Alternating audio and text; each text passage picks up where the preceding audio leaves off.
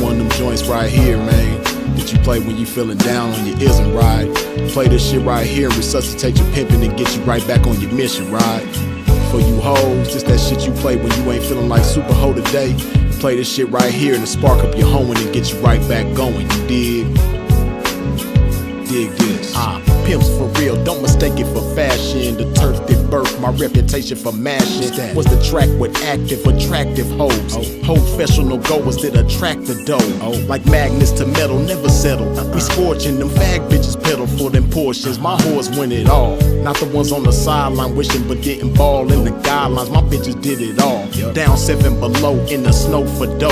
Over 120 in the sun for fun. They mash for hours, hooker baths, not showers. Bright and early, down and dirty for the cash and power.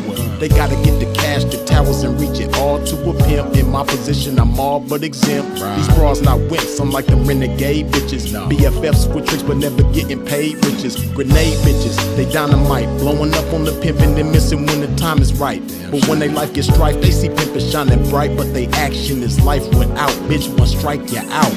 Can't stop, won't stop. Poppin' pimpin', nigga, can't stop, won't stop. Smashing on these bitches, nigga, can't stop, won't stop. Poppin' pimpin', nigga, can't stop, won't stop. Smashing on these bitches, nigga, can't stop, won't stop. Poppin' pimpin', nigga, can't stop, won't stop. Smashing on these bitches, nigga, can't stop, won't stop. Poppin' pimpin', nigga, can't stop, won't stop. Smashing on these bitches, nigga. See, that's the difference, nigga. The pimpin' mashing for these riches, nigga. Nothing like you master magician, niggas. Smoking mirrors with your game, hella extras to reflect the opposite appearance of a lame. Bitches coming from y'all, I can't rock with those. Tender-footed and rooted in them doctor shows. Soft shoe rituals, minute residuals. Papers on life support, your loots and critical. Something I learned about when running my earned route and working with turnouts is murdering burnouts. Cause knocking one of you niggas for a scarred bitch, that's knocking one of you niggas for some garbage. I'm heartless regardless, empty with sympathy, but banked up to the max with pimpathy. No remedy for me, I'm like this. My life is vice grip, synced in permanent ink. You can't rewrite this. My blood type is P positive, beautifully deposited with a lot of it. I'm popping this shit, and when I pop it so hard I make a trapping ass bad bitch wanna hoe hard. Can't stop, won't stop. Poppin' pimpin', nigga, can't stop, won't stop. Smashing on these bitches, nigga, can't stop, won't stop. Poppin' pimpin', nigga, can't stop, won't stop. Smashing on these bitches, nigga, can't stop, won't stop. Poppin' pimpin', nigga, can't stop, won't stop. Smashing on these bitches, nigga, can't stop, won't stop. Poppin' pimpin', nigga, can't stop, won't stop. Smashing on these bitches, nigga. Come on, pimpin', man, pop that shit. Show these sucker niggas they can't stop that shit. Let these hookers know if they wanna cop that shit. Treat the bag like it's hot, bitch, and drop that shit. Dig. And to you hoes, if you ever took a loss, bitch, show these bitches how to bounce back like a boss, bitch. Let them know that the best way to floss, bitch, is reach that paper to some pimpin' hoe and toss it. Can't stop, won't stop. Poppin' pimpin', nigga, can't stop, won't stop. Smashing on these bitches, nigga, can't stop, won't stop. Poppin' pimpin', nigga, can't stop, won't stop. Smashing on these bitches, nigga, can't stop, won't stop. Poppin' pimpin', nigga, can't stop, won't stop. Smashing on these bitches, nigga, can't stop, won't stop. Poppin' pimpin', nigga, can't stop, won't stop. Smashing on these bitches, nigga.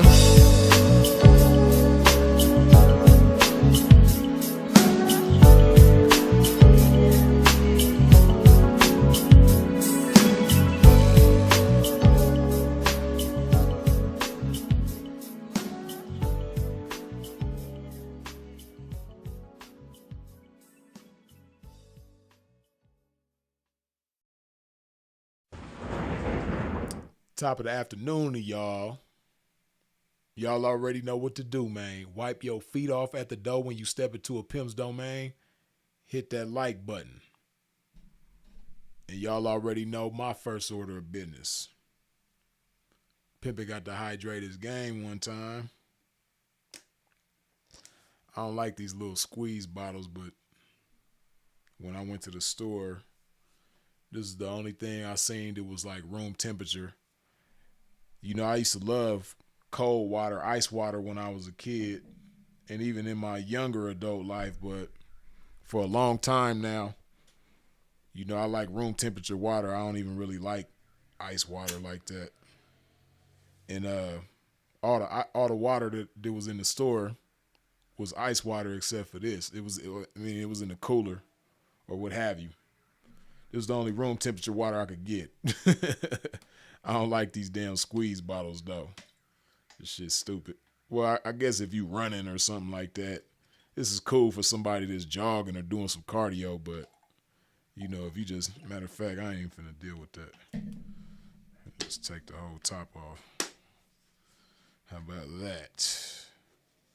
How about a pimp just take the whole top off? You dig? There we go. There we go.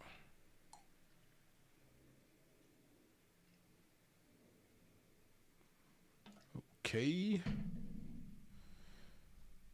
Once again, man, if you have not wiped your feet off at the door when you stepped into a pimp's domain, please do so now. In other words, hit that like button. Cheers to the game.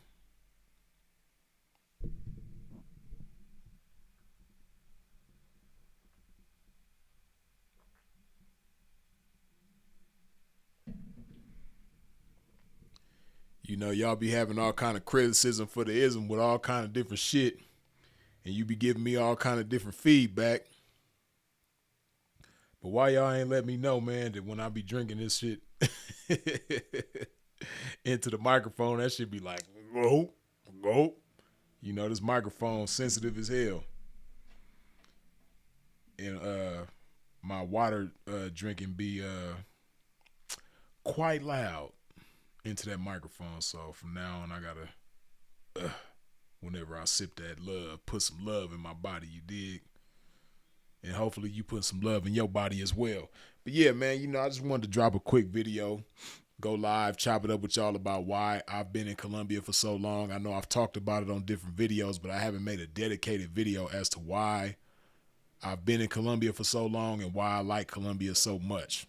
So we're going to chop some game about it, man. But again, I can't stress that enough. Hit that like button, man. Wipe your feet off at the door, stepping into a pimp's domain. But yeah, man, you know, I'm gonna reiterate some things that I've already mentioned, and I'm gonna talk about some things that I haven't talked about as to why I like Colombia so much, man. First of all, let's see. You know, one of my main things that I love about here is the food.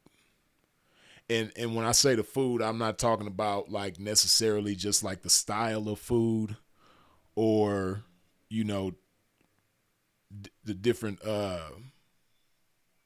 like Colombian dishes or anything like that. When I say the food, I'm talking about the quality of the food. The quality of the food is just so much better here, man. And, you know, when I went back to the States in December, I went back for the month of December. And when I went back, I was eating pretty much the same stuff that I always eat. I could eat the same exact things here that I eat there, but my body just knows the difference. The quality of it is just different, man. You know, like lately I've kind of been, I guess you could say, carnivore. You know, I drink smoothies here and there, and you know, I might eat, you know, a salad here and there, but I haven't really been on my salad kick lately like I have been for years. It's just been, I guess it's more of a convenience thing right now for me. It's just been more convenient for me to just eat meat. So, but when I went to the States in December, I was on my salad shit still, right? And before I left Colombia, I was on my salad shit.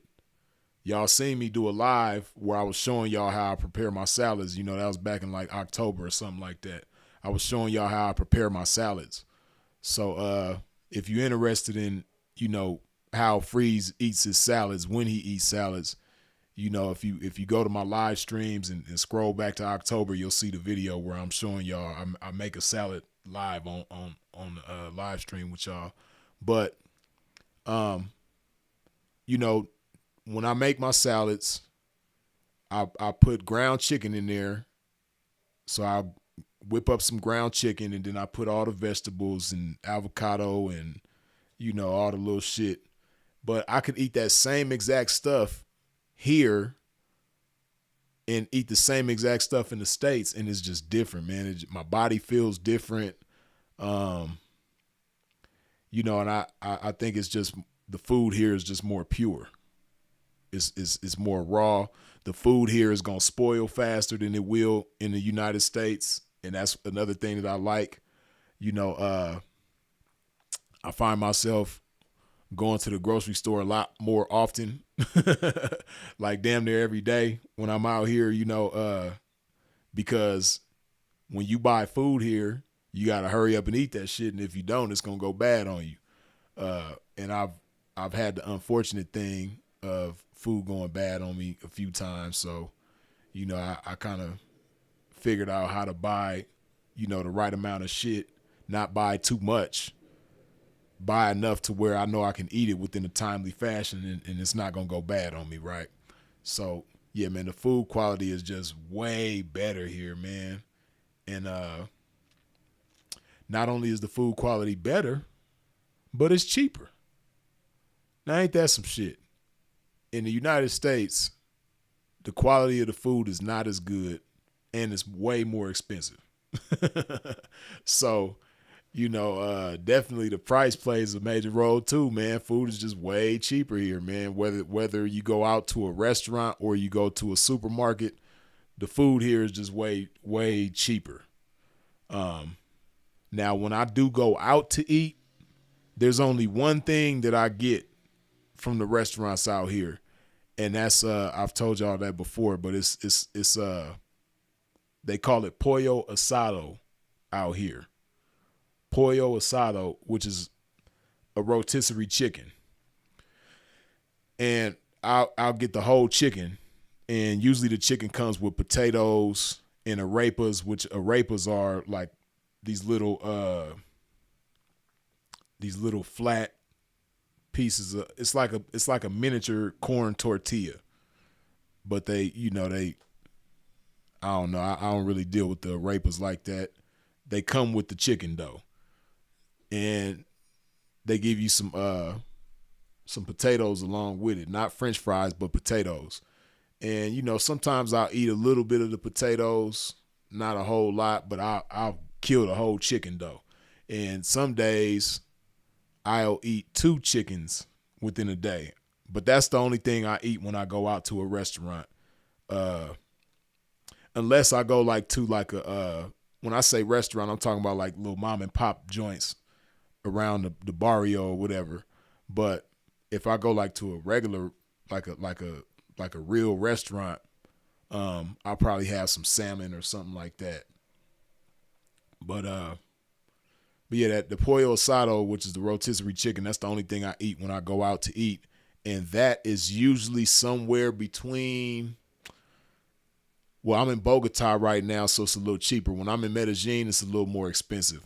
But now that I'm in Bogota right now, I usually pay anywhere between 34 to 44,000 pesos, which is about between $9 and $11, somewhere up in there, just off the top of my head, just guessing, right? Yeah, like somewhere between 9 and 11 and some change.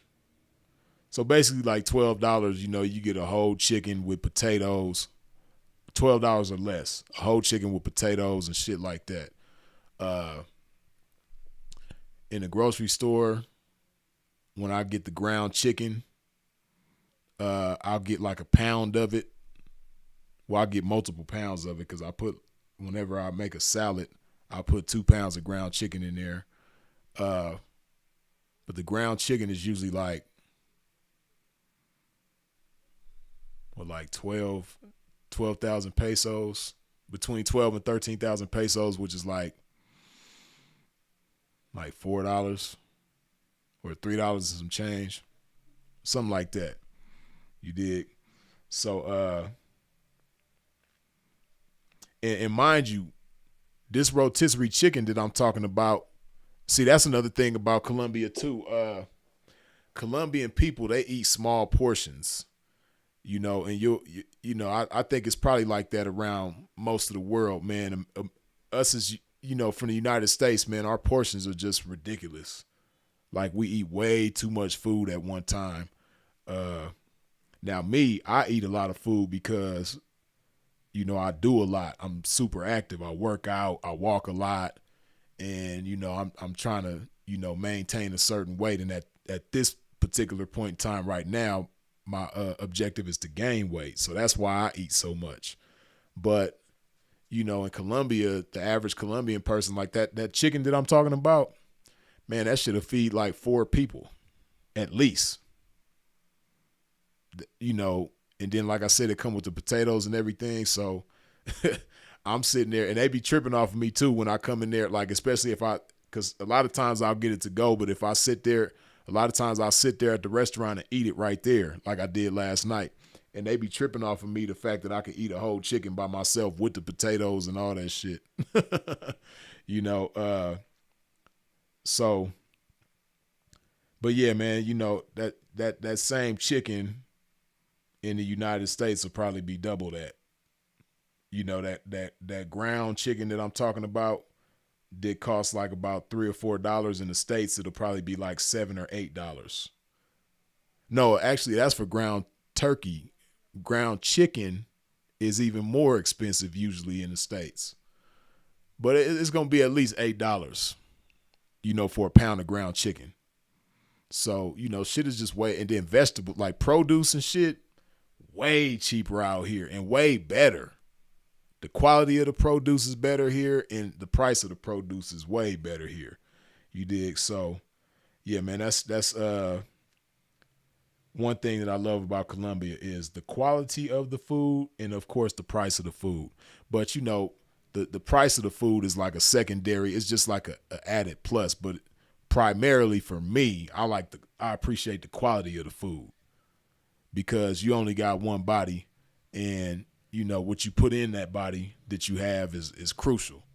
And here, man, it's an abundance of quality as far as what you putting in your food.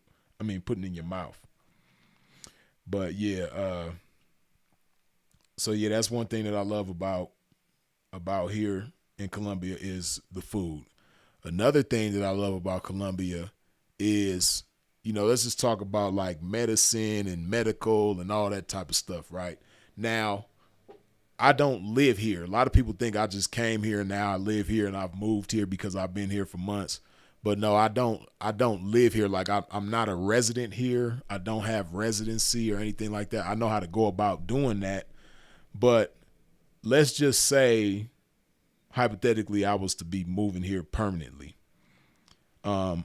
Medical, first of all, they got really good medical here.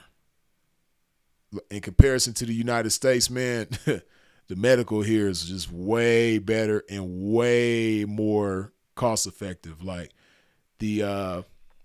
so there's this guy that I watch out here. He has a YouTube channel. He was born here, raised in the United States, got deported back here, and he's been back here for years. But the name of his channel is Medellin Buzz. And, I picked up a lot of game from him as far as, just Medellin in particular and Colombia as a whole, right? But he was breaking down the medical insurance, and he was saying, because at first it was just him. And for him by himself, he had like the top-notch medical insurance out here, and he was paying like $1,700 for a year. For a whole year, $1,700 in. Now he has a son and his son's mother, and he pays for all 3 of them to have the top-notch medical insurance in Colombia. He pays, I think he said like $4,000, or I don't know why I want to say 44. Like for some reason the 44 number is sticking out of my head, but he pays somewhere in the range of $4,000 for him, his son, and his son's mother to have top-notch medical insurance. Right. And see, this is like where, you and the doctors got, each other's phone numbers, and, the doctor texts you, or you could text the doctor and ask him questions and shit like that. yeah, so there's that. And then like say like me for instance, right? As many of you know, I had a situation out here where I hurt my leg and I had to get stitches in my leg. So I'm in Colombia. I don't have medical insurance. But for things like that, it's as simple as a transaction. I went to the hospital. I needed 2 stitches in my leg, and I paid like I think $113, $113, something like that. I can't remember how many pesos it was. It was like 300 and something thousand pesos, which is like 100. It ended up being like 112, $113. To get my leg stitched up. Now keep this in mind, right? I went in there, they stitched me up, they gave me a bill at the end, and I paid it. Now, in the United States, if you don't have insurance, man, you asked out. And, depending on where you are, they'll turn you around and send you somewhere else and send you to one of them county hospitals. Man, them county hospitals is fucked up. Like, for instance, when I got shot in my knee back in the day, I got shot in my knee, right, in Long Beach on the east side, Long Beach, California. And the closest hospital to where I got shot was St. Mary's Medical Center, which is on Atlantic Avenue in Long Beach, like downtown, right? Or going towards downtown. So the ambulance come, they take me to St. Mary's. I got a bullet in my knee. St. Mary's, they take me in, they take x-rays and shit like that. But then when they find out I don't have medical insurance, they turn me away. Now, fortunately for me, this wasn't a life-threatening injury. And I don't know if they, I was young at the time. I was 19. I don't know if they have certain protocol where if it's a life-threatening injury, they still, deal with you and figure out the insurance later on. But I got a bullet in my leg. And these people turned me away because I didn't have medical insurance, man. It's just crazy, right? And I'm thinking to myself, like, if I was here in Colombia, it probably would have just been something as simple as a transaction. Now, I'm pretty sure for that type of surgery, it would have been more than $100, like the stitches that I needed in my leg.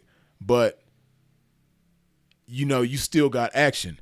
And, if you don't have insurance in the States and they do decide to operate on you, the price of that operation or that procedure is just going to be a fortune, like literally a fortune. So that's one thing I appreciate about here is just the whole medical situation, from the insurance to if you don't have insurance, how they'll deal with you. But then like that, right? Now, if you got top-notch medical insurance and if you just a person by yourself and you paying somewhere between $1,700 and $2,000 for a whole year of medical insurance, and you got the top-notch shit, I'm pretty sure, like, if that situation would have happened to me out here and I had the best insurance, they probably would have took, excellent care of me, right? And that's the thing too, right? It just seems like when you do have a situation out here, the doctors and nurses and all those, the professionals, they just seem to have a higher level of concern for you as a patient. At least that's the feeling that I get, man. Because the feeling that I get in the United States is that they don't give a damn about you. You just another number. You just a transaction to them.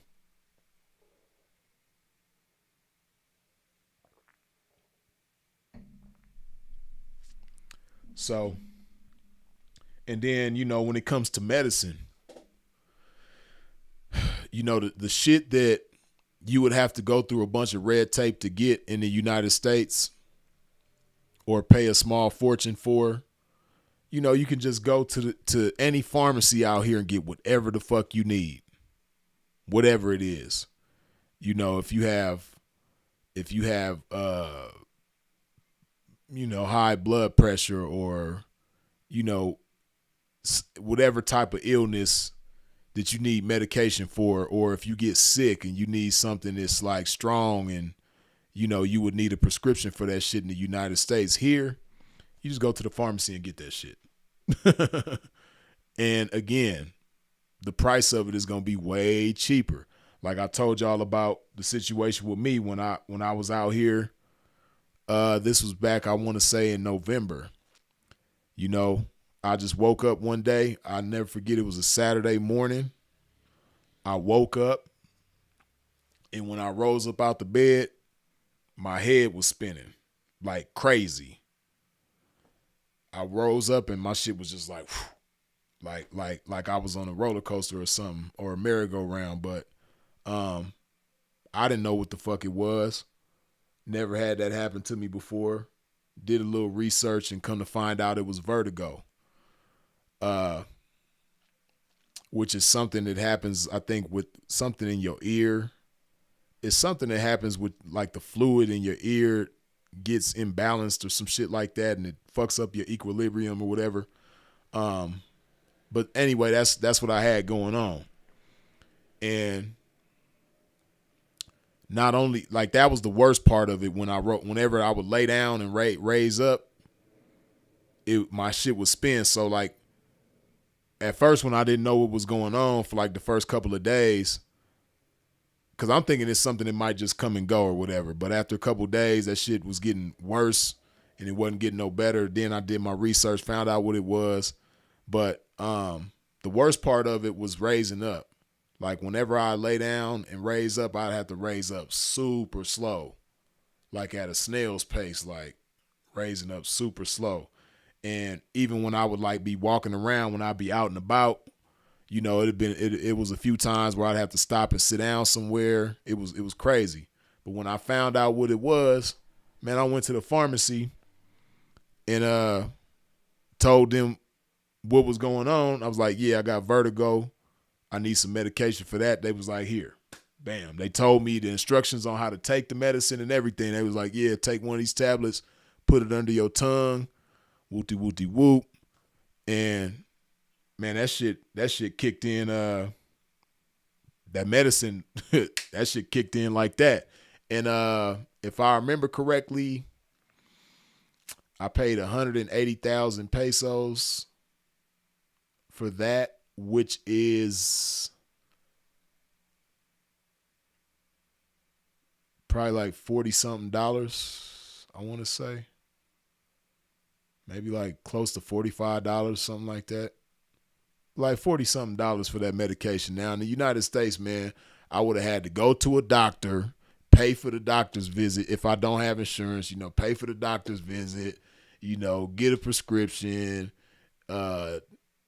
pay a whole lot, for the medicine because I don't have insurance. It just would have been a bunch of bullshit. But out here, you go to the pharmacy, tell them whatever you dealing with, and it's all good. Now, another thing too, right? Because a lot of dudes come out here and they like to have fun with these girls out here, right? And on some real shit, a lot of dudes be coming out here raw dogging these chicks, man. So even for stuff like that, you just go to the pharmacy and tell them, like, look, I got this, I got that, or I'm dealing with this, I'm dealing with that. They gonna know right what to give you and give it to you, and you gonna be all good, man. I've known different guys who've had that situation, where they might get chlamydia from a chick or gonorrhea from a chick or some shit like that, and they go to the pharmacy and say, hey, I got this, I need medication for that, and the shit be dirt cheap. Now, I don't know how much the medication is for the antibiotics or whatever it is for that, but I know it's easily accessible and it's super cheap. You know what I mean? So uh that's the beautiful thing. And uh some people will probably look at that kind of crazy, but it's just a reality. Just like in the United States, motherfuckers, catch STIs and STDs. It's just a part of life. Um, motherfuckers in the United States deal with that shit too. But here in Colombia, whatever it is, man, if you certain things that you would need a prescription for in the United States, you just go to a pharmacy and get that shit, man. For real. Like I've heard of situations of people that have different medication that they take for whatever illness they got. Like I said, whether it's for hypertension, high blood pressure, whatever, diabetes, whatever kind of medication they got to take. I know some people that come down here, that live in the United States, they come down here to get their medication because it's so expensive in the United States. They come down here, get that shit. They don't need a prescription. They just go to the pharmacy, get that shit, and go back home. Probably spend a few days out here, and it is what it is. And I guess you could call that a form of medical tourism, which is another big thing about Colombia that I love. You know what I mean? That's another thing too, that I had like a little dental issue. I had like a little mishap with my teeth.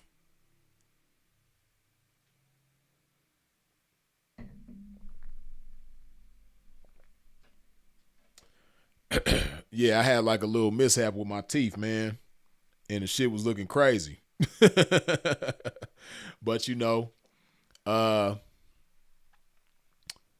I went to a dental office out here, well, in Medellin, because it happened when I was in Medellin. Went to a dental office out there. They immediately gave me a little temporary fix so I wasn't looking crazy, because I was looking crazy when I walked up in there. Yeah, I was looking crazy when I walked up in there, man. But they gave me the little temporary fix so I wasn't looking so crazy. And then I went back the next day and they, did some extra shit that they needed to do. And then I went back, some days after that, and everything was straight. And the same thing. Okay, so the little issue that I had, I think I paid like $350 for it. And that same thing that I paid $350 for here in Colombia for my teeth, if I had that same issue in the United States, I probably would have paid at least $2,000, if not more, especially depending on where you at, because as we know, certain places in the United States are more expensive than others. Like California is way more expensive than Tennessee and so forth, right? So, but yeah, just that, just the comfort of that, knowing that, if I get an injury or if something happened to my teeth or I need to do something with my teeth or whatever it is, like, it's just the comfort of knowing that I can handle it with no problem in a small amount of money here in Colombia. That's another thing that I love about out here, man. It's just because, shit happened in the United States to you, man, randomly, and the first thing you think about is how much that shit is going to cost. And that shit, can be stressful to people. A lot of people be stressed out and get depressed and all type of shit, so yeah, that's another thing that I love about Colombia, man, is the fact that, like, again, if you have a medical issue or a dental issue or an injury or something like that, or you need medication or, whatever it is, man, everything is just easy to deal with. Right. And, y'all stupid. Go Young DJ said you was looking like Clyde for a while. For a little while. Nah, I wasn't looking like Clyde, man, but I wasn't looking like Freeze neither, though. See, it take more than some missing teeth to look like Clyde, but let me stop, man. I ain't trying to roast nobody right now, man. I'm trying to be peaceful, man. Peaceful pimping. You know what I mean? Peaceful freeze right now, man. But now I wasn't looking like Clyde, though, man. I wasn't looking like myself neither, though, man. It wasn't cool. I'm going to just say that. I ain't going to, get into too many details about it, but I just wasn't looking like myself, man. It wasn't cool. I had to hurry up and deal with that. And fortunately, I was able to, man. So, yeah. But, and then, another thing too, for anybody who would be like curious about moving here, man, like housing is a breeze. They got all different types of shit for all different types of budgets. Like I think about like things that I've been through in the United States economically, and things that I know other people to go through in the United States. And it's crazy. It's expensive as hell just to be homeless in the United States. And it sounds crazy, man, but it's the truth, man. It's expensive just to be homeless in the U.S. Right? Because you got homeless people that got cell phones. They paying a cell phone bill. No matter if you homeless or not, you got to eat, and food is expensive as hell, and it's going to kill you on top of that. You paying top dollar for some shit that's going to make you sick and ultimately take your life. So, yeah, man, the U.S. is just, it's ridiculous when it comes to that. Now, like I said, they got all different types of shit for all different price ranges here in Colombia, man. Like I think about shit like that. Fortunately I'm cool right now, but if it ever just got like super bad for me, man, they got spots out here where the rent is like $150 for the month. You know what I mean? They got spots out here where the rent is $150, man. They got spots probably even cheaper than that, where the rent is like $100 a month. $150 a month. Now, it ain't going to be the fanciest shit. You definitely ain't going to have all the amenities and things like that, but I'm just saying, it beats being homeless. So for certain people in the United States, man, that's going through it financially, hey, man, shit. And then that's another thing too, right? Side note, hey, man, if you bilingual, and I'm just painting a picture. I know this is gonna apply to somebody. Somebody needs to hear this, right? But listen, man, if you struggling in the United States and you're bilingual, you can speak English and Spanish fluently, and you in the United States, if you homeless, if you sleeping in your car, if you just struggling to make ends meet, if you going through it, hey, man,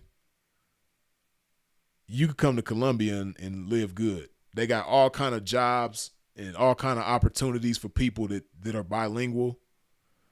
And man, if you come out here, man, yeah, you could definitely do your thing, man.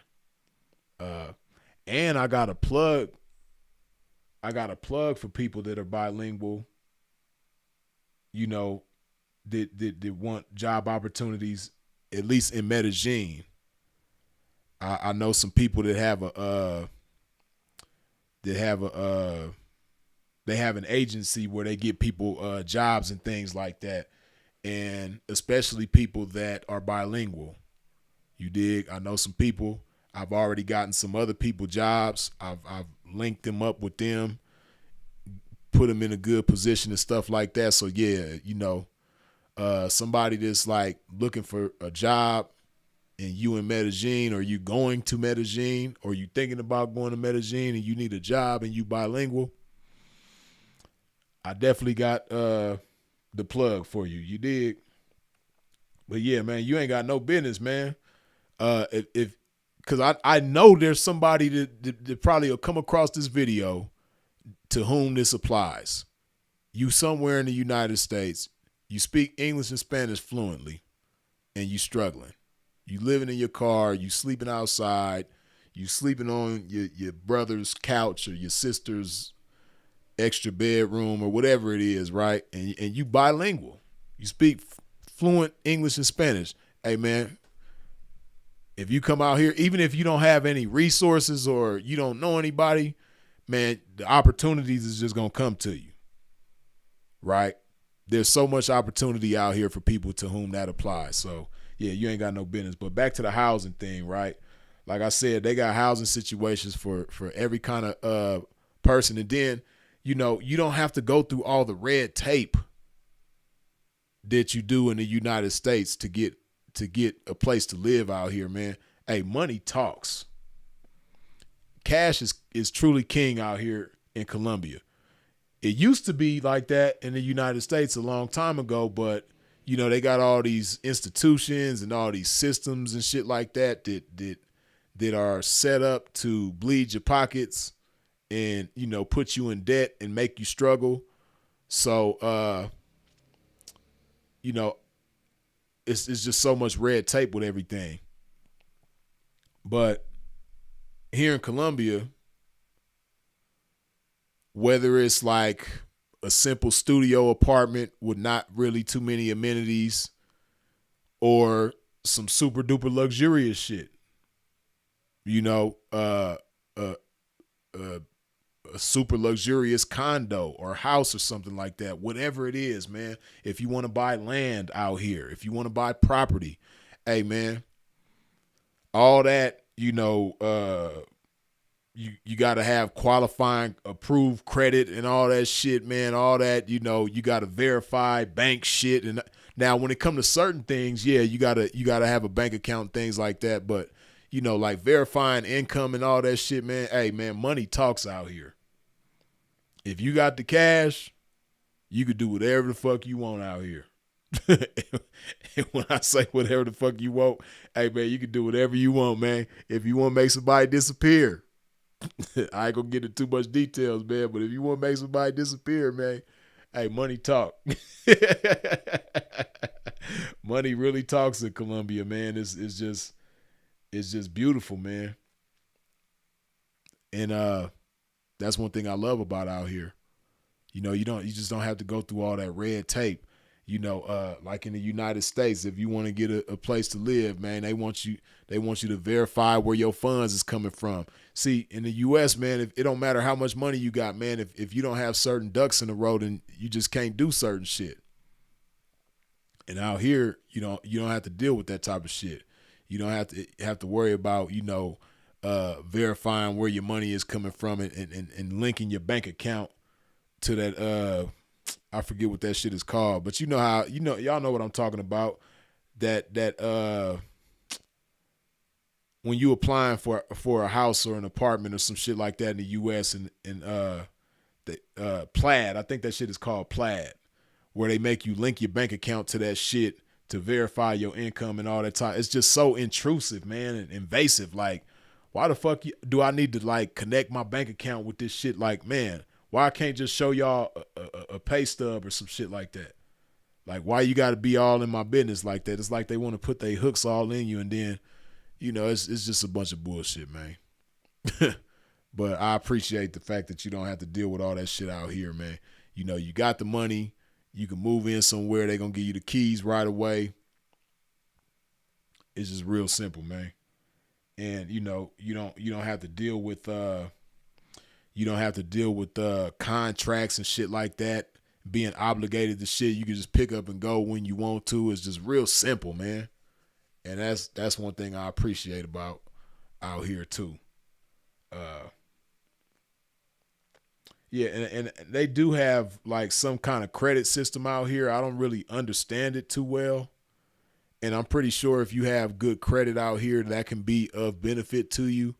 But my point is that, you know, it's not a requirement. You know, it's not a requirement. And I got a video that I'm about to be dropping on my Patreon real soon as far as how to get a bank account out here.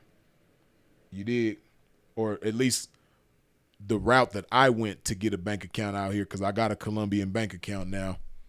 And I got a video that I'm about to be dropping on Patreon explaining what I did to get my bank account here in Colombia as a United States citizen. You dig?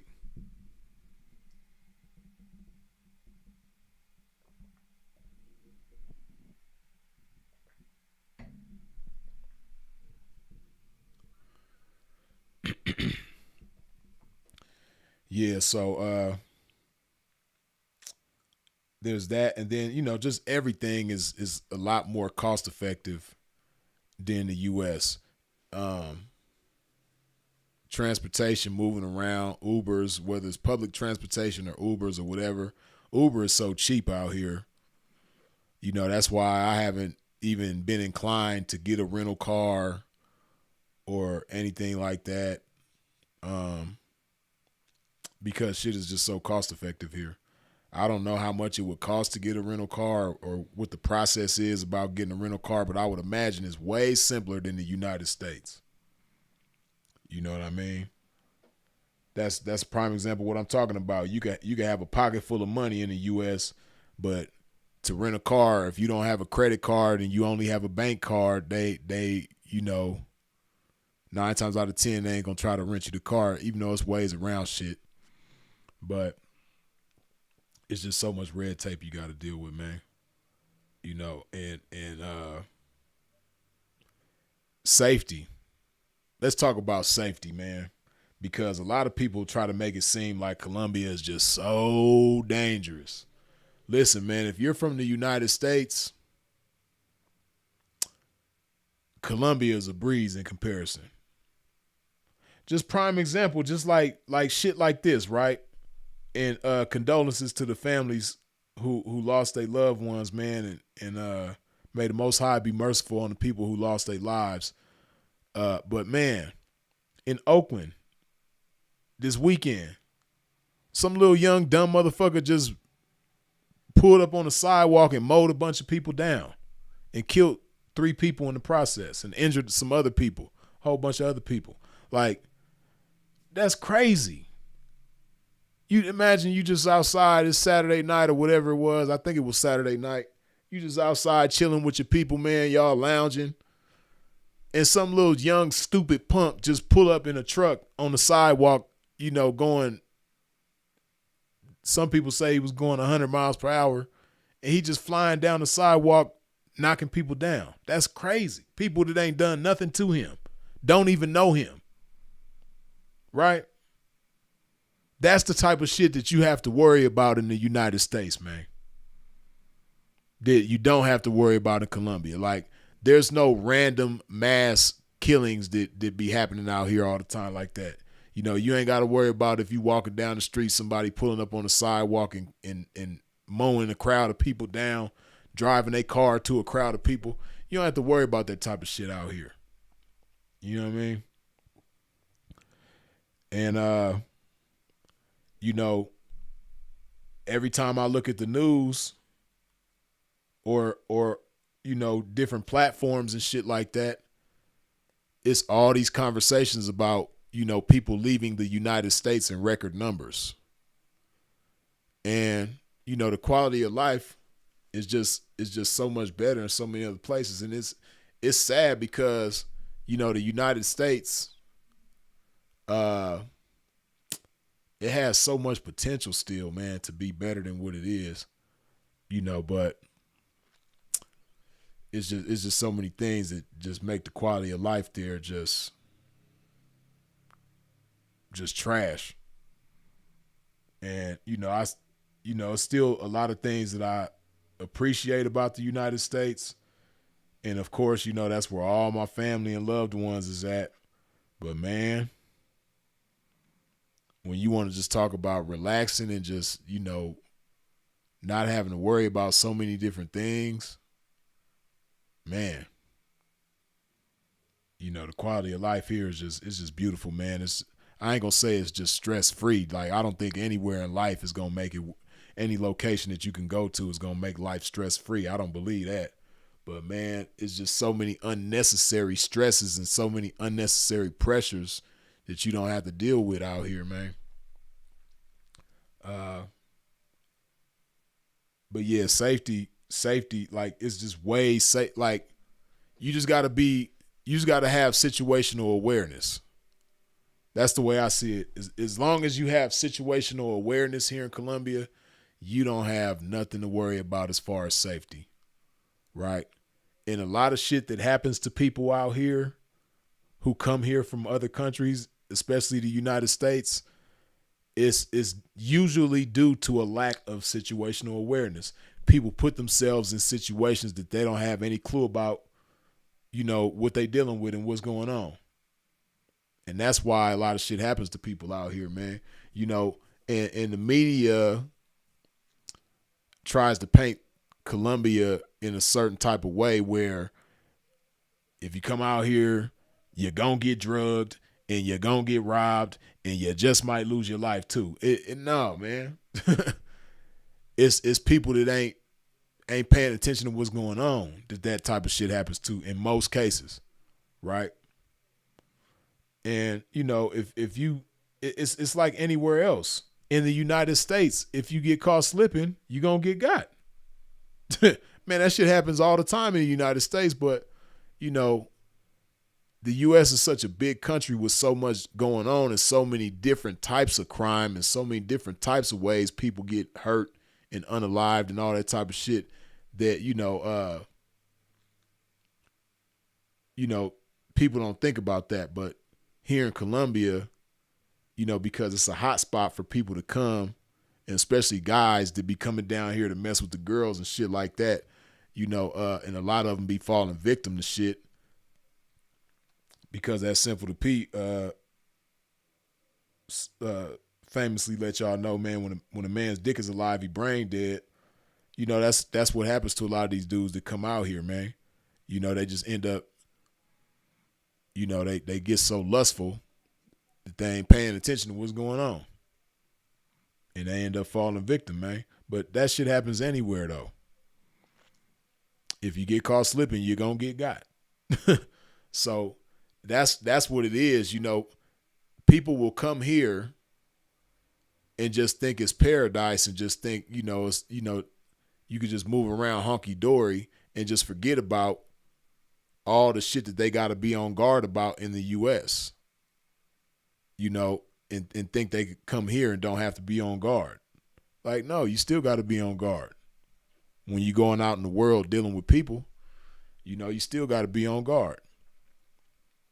And it's crazy because people will be living in the United States and they know how to guard themselves against, all the types of shit that bitches do to them in the United States, but then come here and let a bitch do the same thing that a bitch will do to you in the United States. They'll come here and let a bitch here do it to them. Because stuff like that happens in the U.S. too. Dudes be getting set up and drugged and robbed and all. Man, that shit probably happened in the U.S. way more than it happens here. Now, the U.S. is a much bigger country, of course, but that shit is going on there too. If you get caught slipping, you're going to get got. Man, that shit happens there all the time. So, and then as far as like, because people talk about that too, like getting mugged or robbed and stuff like that. Now, that type of stuff does happen, but like I said, as long as you got situational awareness and you be prepared, man, you'll be all right. If you walking in the neighborhood late at night and you don't know where you at and what goes on in that neighborhood and something happened to you, then hey, it is what it is. And then this is another thing too, speaking of safety, right? Now this is just me. Because people will tell you like, oh, stay away from that area, stay away from this area. It's the hood over there. It's dangerous over there. Listen, man. One thing about the hood in Colombia, everybody is broke. Ain't nobody like balling. Everybody is on the same, low poverty level in the hood. So, can you get robbed in the hood? Yeah, but it's just a lot less likely to happen than it is in the upscale areas where the tourists are. That's where the money is. So the people from the hood, they not going around the hood trying to rob each other. No, they going over there where the tourists, where your American ass is at, walking lollygagging around by yourself at night, looking a damn fool, probably drunk at the same time. Yeah, they gonna come over there and get your ass. So with that being said, hey, I don't know. I be in the hood all the time out here in Colombia, man, and it's cool. I think the hood is the safest place to walk, the safest place to be, because again, everybody is kind of like dealing with the same shit. So, if I'm broke and I'm a robber, I'm going to rob somebody. Why would I go rob another broke motherfucker in my same neighborhood? It don't make no sense. I'm going to go where the money is at. I'm going to go, like if I'm in Medellin, I'm going to go to Laureles, or I'm going to go to Poblado, where all the foreign motherfuckers is at, where I know they got some money. That's where I'm going to go. Or they got, something expensive on them, like a laptop or expensive watch or expensive jewelry or, a pocket full of money. That's where I'm going to go, But I guess in that case, it's like how they say it takes one to know one, man.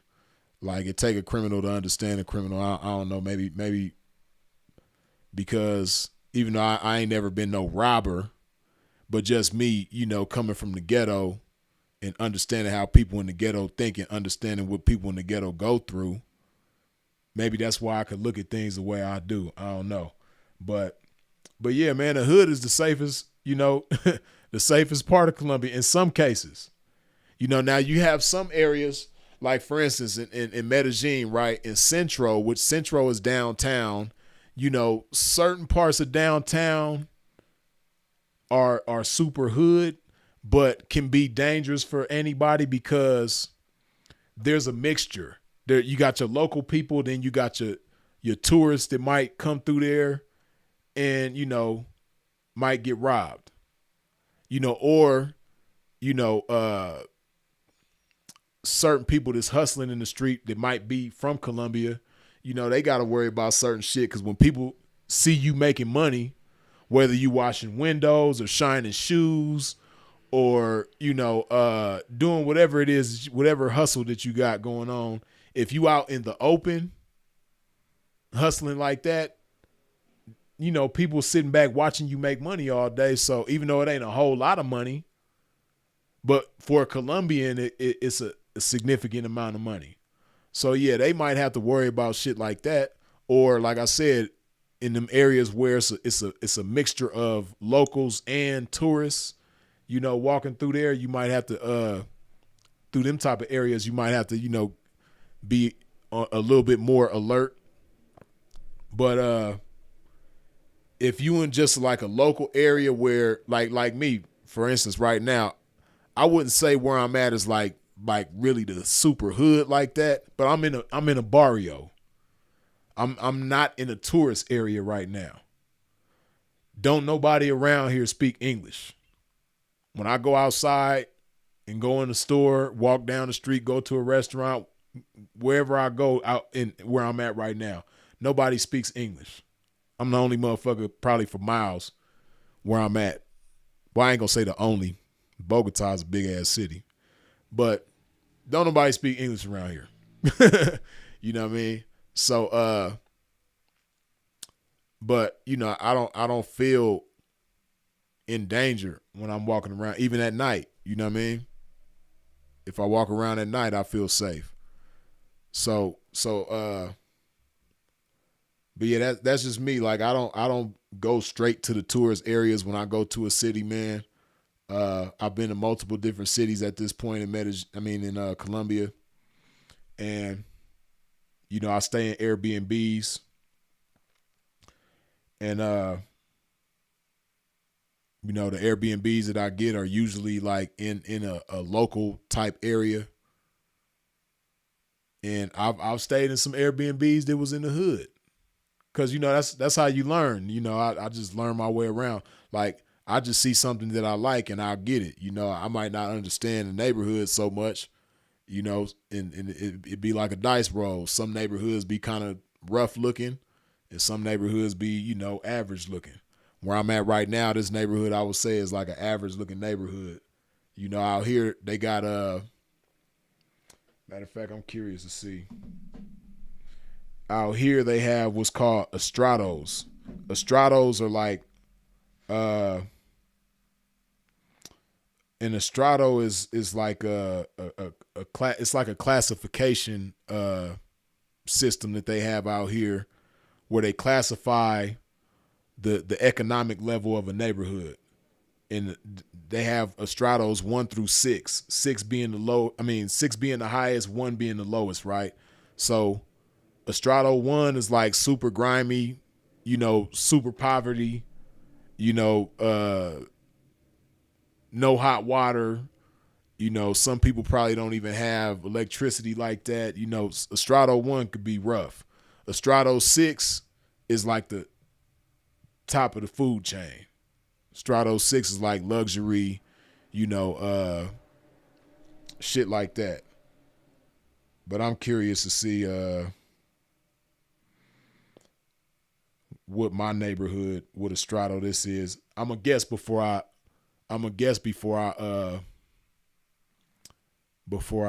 look it up. I'm gonna say that the neighborhood that I'm in right now is probably, I say maybe estrado 4. Now let's see what it is.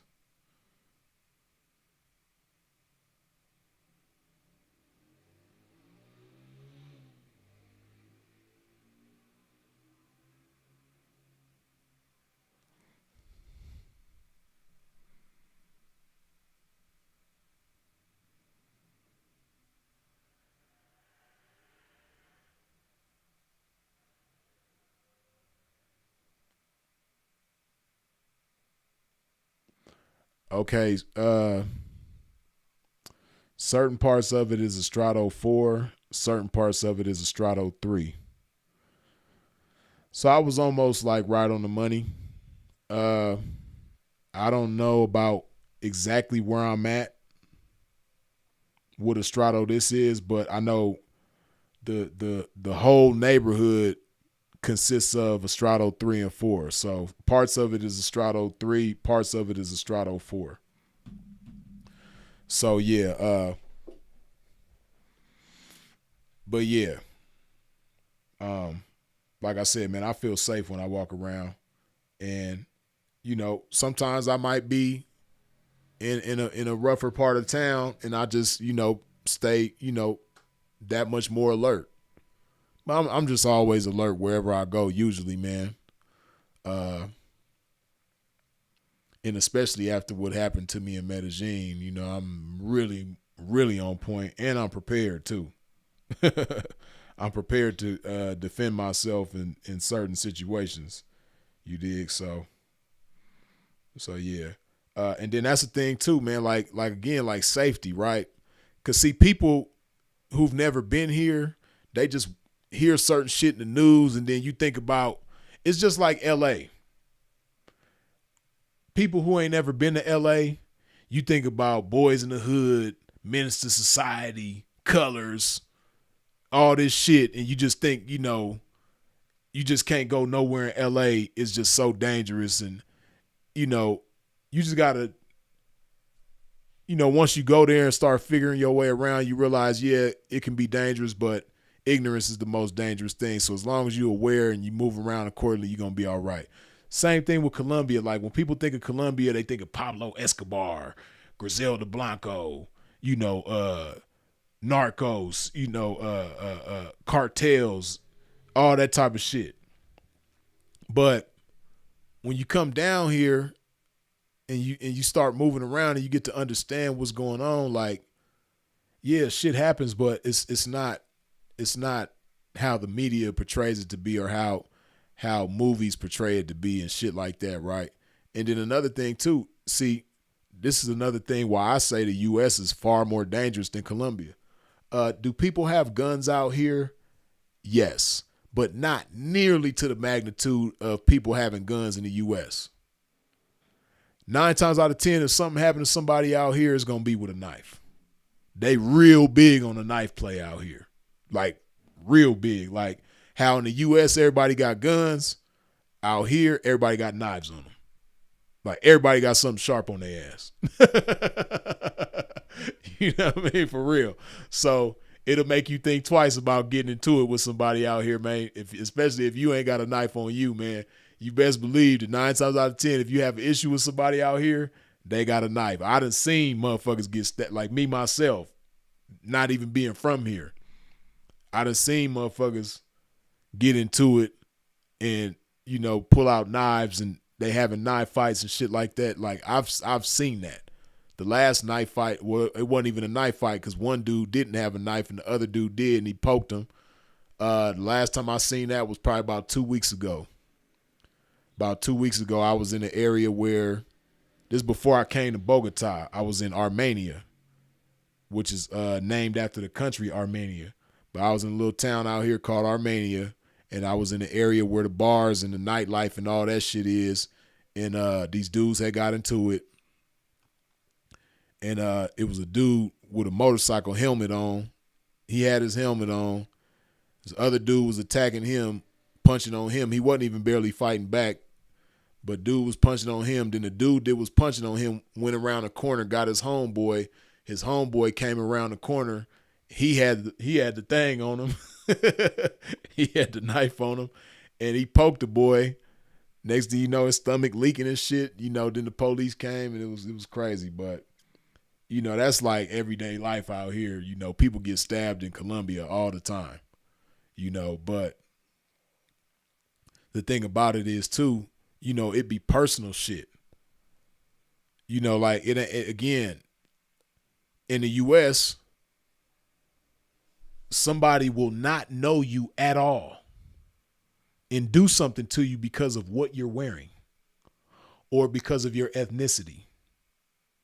Don't even know you, but because of what you're wearing or what your ethnicity is, they will do something to you and you won't even see it coming. See, here in Colombia, it's more of a, and I'm not saying like that never, I mean, it's no such thing as that. I would imagine that stuff like that probably does happen. Not so much what you wear, but what you look like. I'm sure that type of stuff happens out here. But 9 times out of 10, when you hear about violence going on out here, it's usually personal. It's usually because these two people know each other and they have some type of beef, some type of personal issue, misunderstanding, whatever, and they get violent with each other. But it ain't a thing like random violence. And I'm pretty sure, because Colombia is a fairly big country, so I'm sure random acts of violence happen out here. People are victims of random violence that they didn't provoke and have anything to do with causing.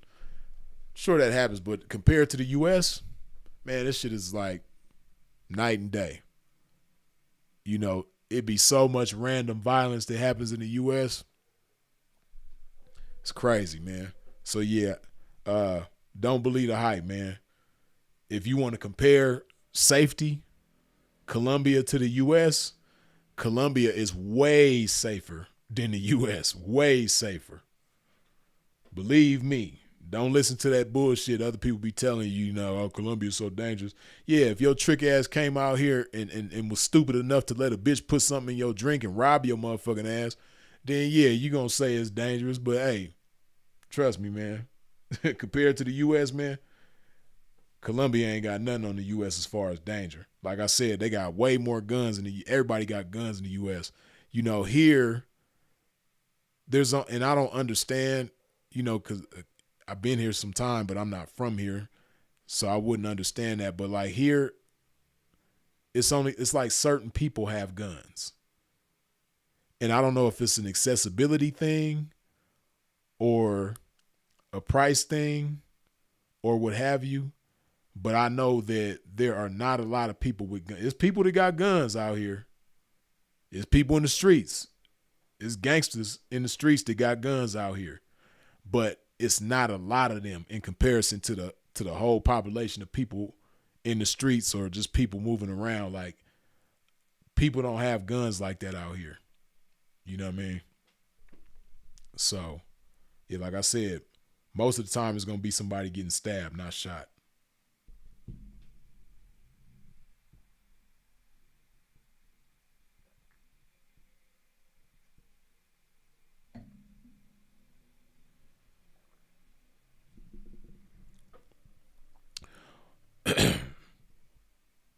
Worldwide, Chris says there's a different type of danger that exists here. Yeah.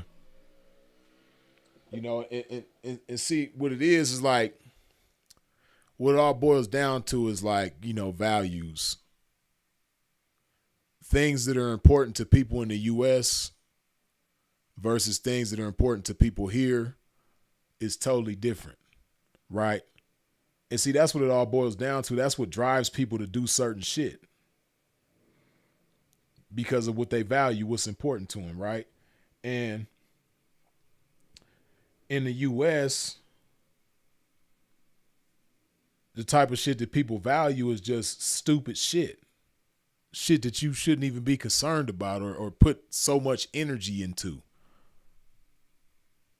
And you know, the US, that's one thing about it too, man. The US has a depression problem. There's a depression crisis in the US that a lot of people ain't really gonna talk about, you know, or want to face the facts of, because, you know, especially, you know, as a black man who has been depressed before, I know that us as black men, when we're in a depression, a lot of times we don't want to face the facts, and we're in denial about the fact that right now we're depressed, right? And everybody, you know, is affected by depression in different ways. Some people handle depression better than others. Some people can't handle it at all. And, you know, some people's depression is worse than others. Like some people's the things, the issues that make people depressed, you know, some of the circumstances are worse for people than others, right? So, yeah, it's a lot of people in the U.S. that's just depressed. And the fucked up thing about it is, you know, there's a lot of cowardly people that are depressed. Like it's you know, in the U.S., on one hand, it's so many different things that make people depressed in the U.S.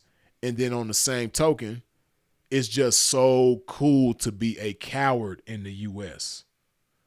It is so acceptable. It's so cool to be a coward because there's so many cowards that, you know, they sympathize with each other. And it's just so cool to be a coward ass, punk ass motherfucker. Right? So that's why you have so many people that, you know, could run up in a church or run up in a school and do something to people, or, you know, that ain't done nothing to them. Because it's just so cool to be a coward. You know what I mean? And it's rare that the type of justice this being served to like the Chud the Builder dude, because he's another coward, that people champion because they cowards too. It's rare that type of the things turn out for the cowards the way they did for him. You know, but a lot of cowards, they successfully do coward shit against people who don't deserve it, and it's, you know, it's just all good, right? But like I said, you know, in the U.S., it's just cool to be a coward on one hand, and on the other hand, there's so many things that make people depressed. See, here in Colombia, of course, there's people that go through depression just like anywhere else in the world. But again, the value system is just different here. The things that people value here is totally different from the things that people value in the U.S. You know, the shit that people in the U.S. stress about, people in Colombia either don't have that same thing to be concerned about here, or they do, but because of the way life is here, it's like, man, you tripping on that? Like, come on, man, it's way more serious shit to be concerned about than that. Right? Like attention. You know, Colombians ain't tripping off attention. Just prime example, right? It's this game, right? people in the U.S. are concerned about attention. They want attention real bad, and they'll break their neck. They'll jump through flaming hoops and swim through quicksand for attention. So they do anything they can to get attention. Here in Colombia is different. You know, everybody likes attention. Well, most people like attention, but, you know, here, attention is not valued the same way. So people are not breaking their necks for the sake of clout, for the sake of attention. They're not doing that here. So, you know, there's a lot that comes with that addiction to attention, that desire, that yearning for attention. It's a lot of shit that comes with that. So in the US, this is what a lot of people are addicted to. And if you can't get it, it can be depressing, right? As opposed to here in Colombia, you know, people ain't breaking their necks for clout. You got clout chasers everywhere, but it's not like such a phenomenon here like it is in the US. So like I was saying before, you know, if something happens outside, everybody is not breaking their phones out to record it. You know, when shit goes on out here, if people get into a fight or whatever the case is, man, it's just a cultural thing here. People don't pull their phones out to record, right?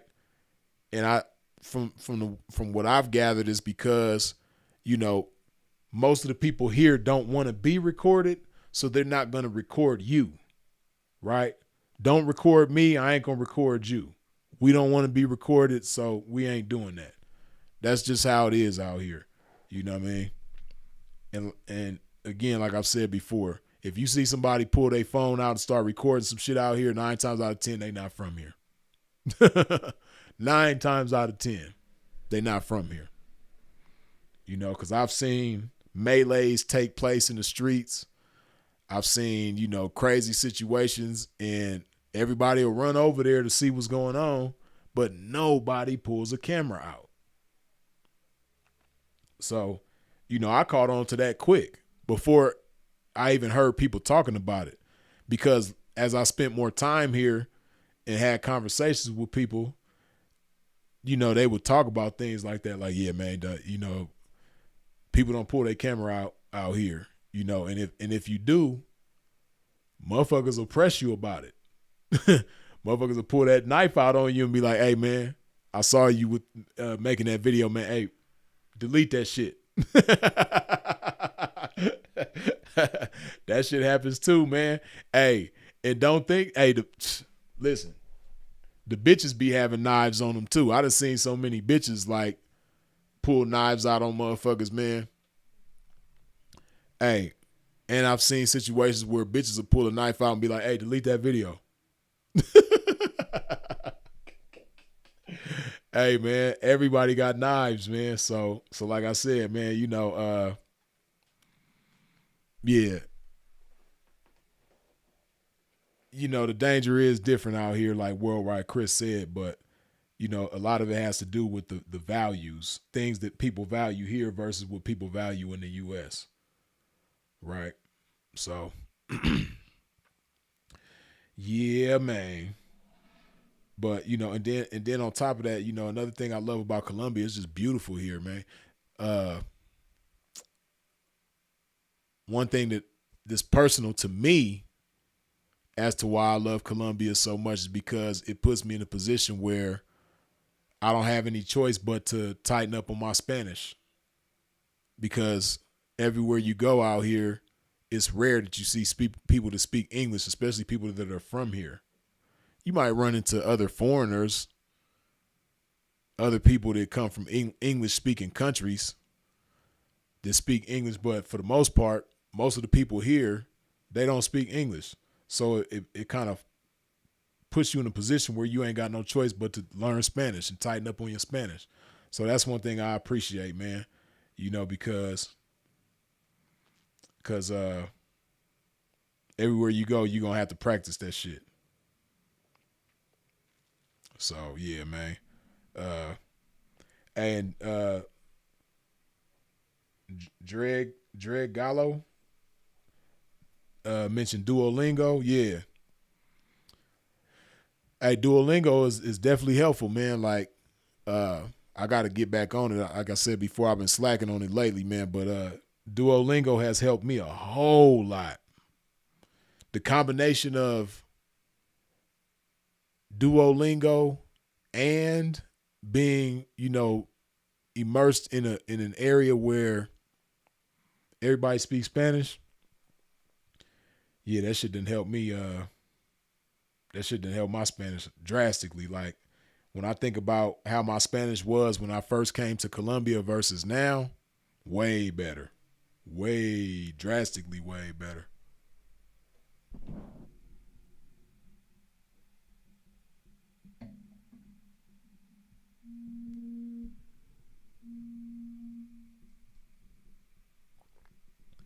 Yeah, my Spanish got way better, man.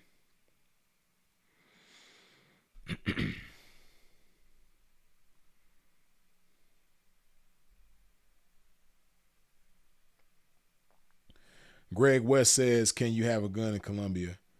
Uh, I haven't looked it up and confirmed, what the gun laws are personally, but from what I've heard, no. From what I've heard, they have very strict gun laws out here that prohibit people from having guns. That's what I've heard. But I haven't looked at got me curious. Let's see.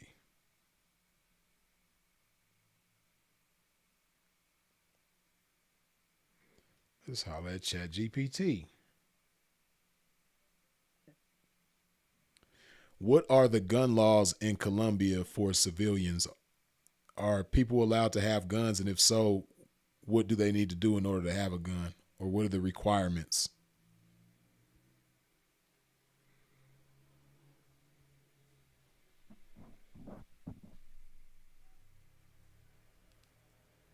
Oh, why are they playing it?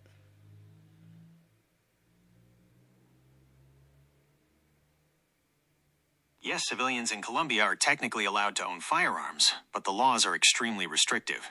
There is no constitutional right to bear arms like there is in the United States. Rather, gun ownership is treated as a highly regulated privilege granted entirely at the discretion of the state. The Colombian government maintains a strict monopoly on the importation, manufacture, and sale of all firearms and ammunition, managed through the military and the state-owned company Indumil. 1. Types of permits. There are two main types of permits for civilians. Permiso de tenencia, possession permit. This allows you to keep a registered firearm strictly inside a specific address, your home or place of business, for self-defense. It is usually valid for up to 10 years. Permiso de port, carry permit. This allows an individual to carry a concealed weapon outside the home. However, carrying a firearm in public is effectively banned for the vast majority of civilians. Since 2015-2016, a continuous national executive decree has suspended civilian carry permits. To actually carry a weapon, a civilian must get a highly rare special exception regional permit approved directly by top military officials, usually reserved for high-profile politicians, judges, or private security firms. 2. Strict technical limitations. Civilians are heavily restricted in what kinds of firearms they can buy. Allowed, small caliber handguns, e.g., revolvers and semi-automatic pistols up to .38 caliber or 9.652 millimeters max, with a capacity limit of 9 rounds, and low-caliber shotguns or non-automatic .22 rifles, mainly for sport or farming. Prohibited. Higher caliber handguns, like standard 9mm military/police pistols, automatic weapons and semi-automatic tactical rifles are strictly illegal for civilians. Ammunition, rationed tightly by the military. Owners are usually limited to buying a very small number of rounds per year. 3. Requirements to obtain a permit. To buy a firearm legally from the military's Departamento Control Comercio de Armas, Municiones y Explosivos, DCCA, an applicant must meet the following criteria. Citizenship. You must be a Colombian citizen with a valid cédula de ciudadanía. Foreigners and tourists are completely barred from owning or importing firearms into Colombia. Age. Must be at least 18 years old, often 21 or older for specific carry exemptions. Clean record. Pass a rigorous background check showing no criminal record, no history of substance abuse, and no history of domestic violence. Testing and health. You must pass a physical examination, a comprehensive psychiatric/mental health evaluation from a state-approved psychologist, and complete a certified firearm safety and handling course. Proof of income and employment. You must demonstrate where your income comes from to prove you are a law-abiding citizen. Justification. You must establish a genuine reason or legitimate need for the firearm, such as proven threats to your life, living in a highly dangerous rural area, target shooting, or high-level private security work. You cannot get a gun just because you want one. Penalties for illegal possession. Because the legal process is so expensive and difficult, few everyday civilians own legal guns. If you are caught with an unregistered or illegal firearm in Colombia, the penal code is incredibly harsh, carrying prison sentences ranging from 4 to 15 years. Interesting. So that explains a lot as to why most people don't have guns. Now,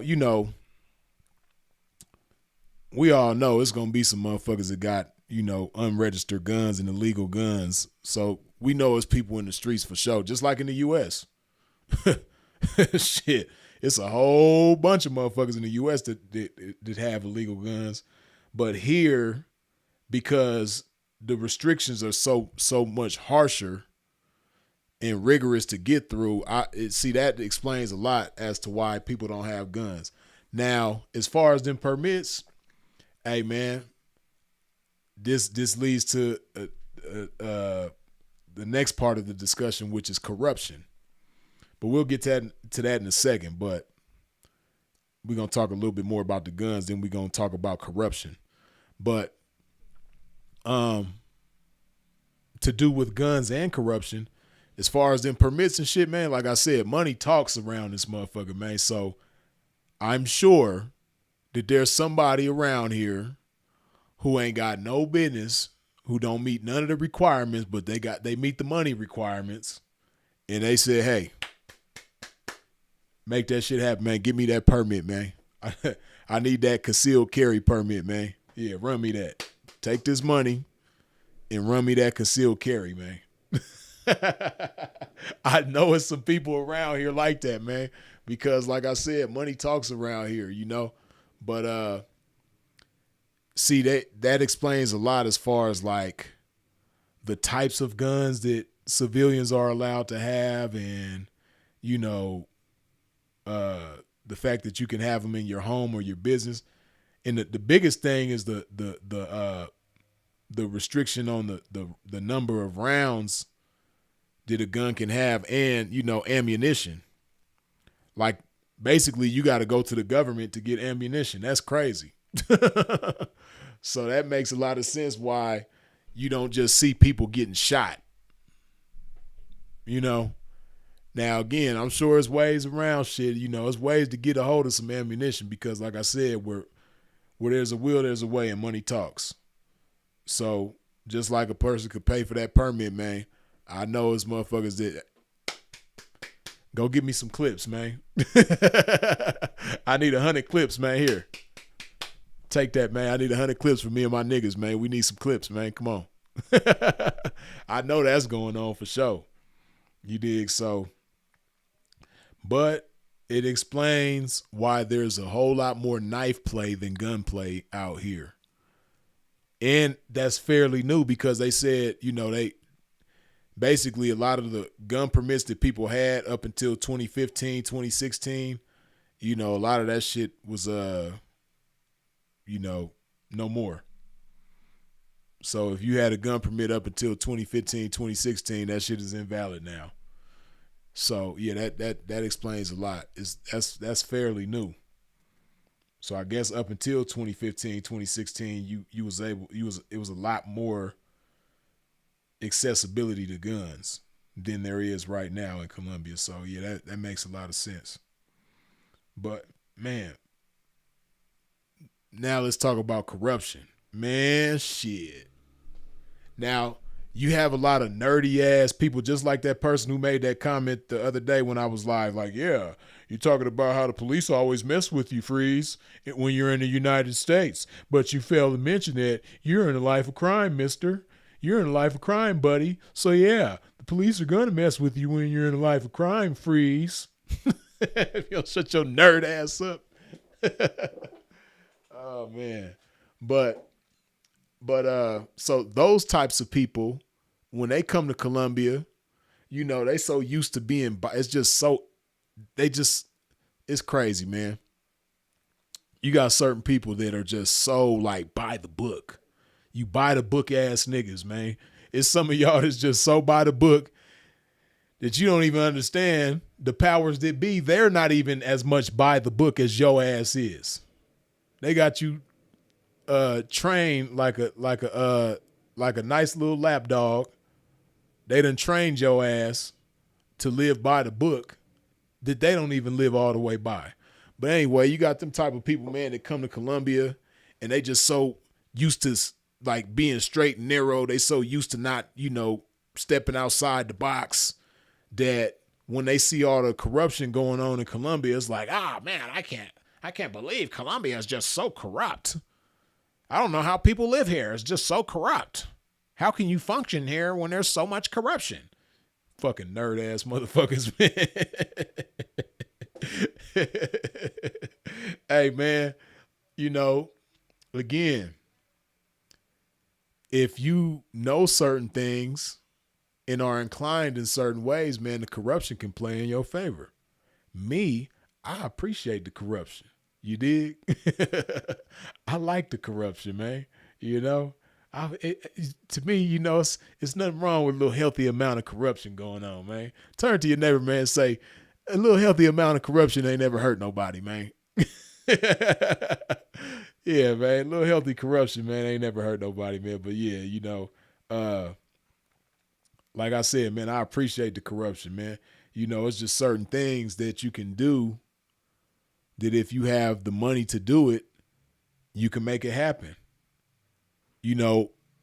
Whether it's on a governmental level, a legal level, whatever it is, man, like if you got the right amount of money for the right thing, you can just make certain shit happen, man. Or just like this, for instance, right? Just on a low level of, I guess you could call corruption. The last time I was in Colombia, when I was leaving, I had a flight connection in Costa Rica. And because I was going to Costa Rica, I needed a yellow fever vaccine card. They call it a yellow card because the card is literally yellow. And it's a certificate that they give you when you get the yellow fever vaccine. Now, the yellow fever vaccine is something that you need when you go to certain countries because I guess it's a problem. So they want you to be vaccinated, right?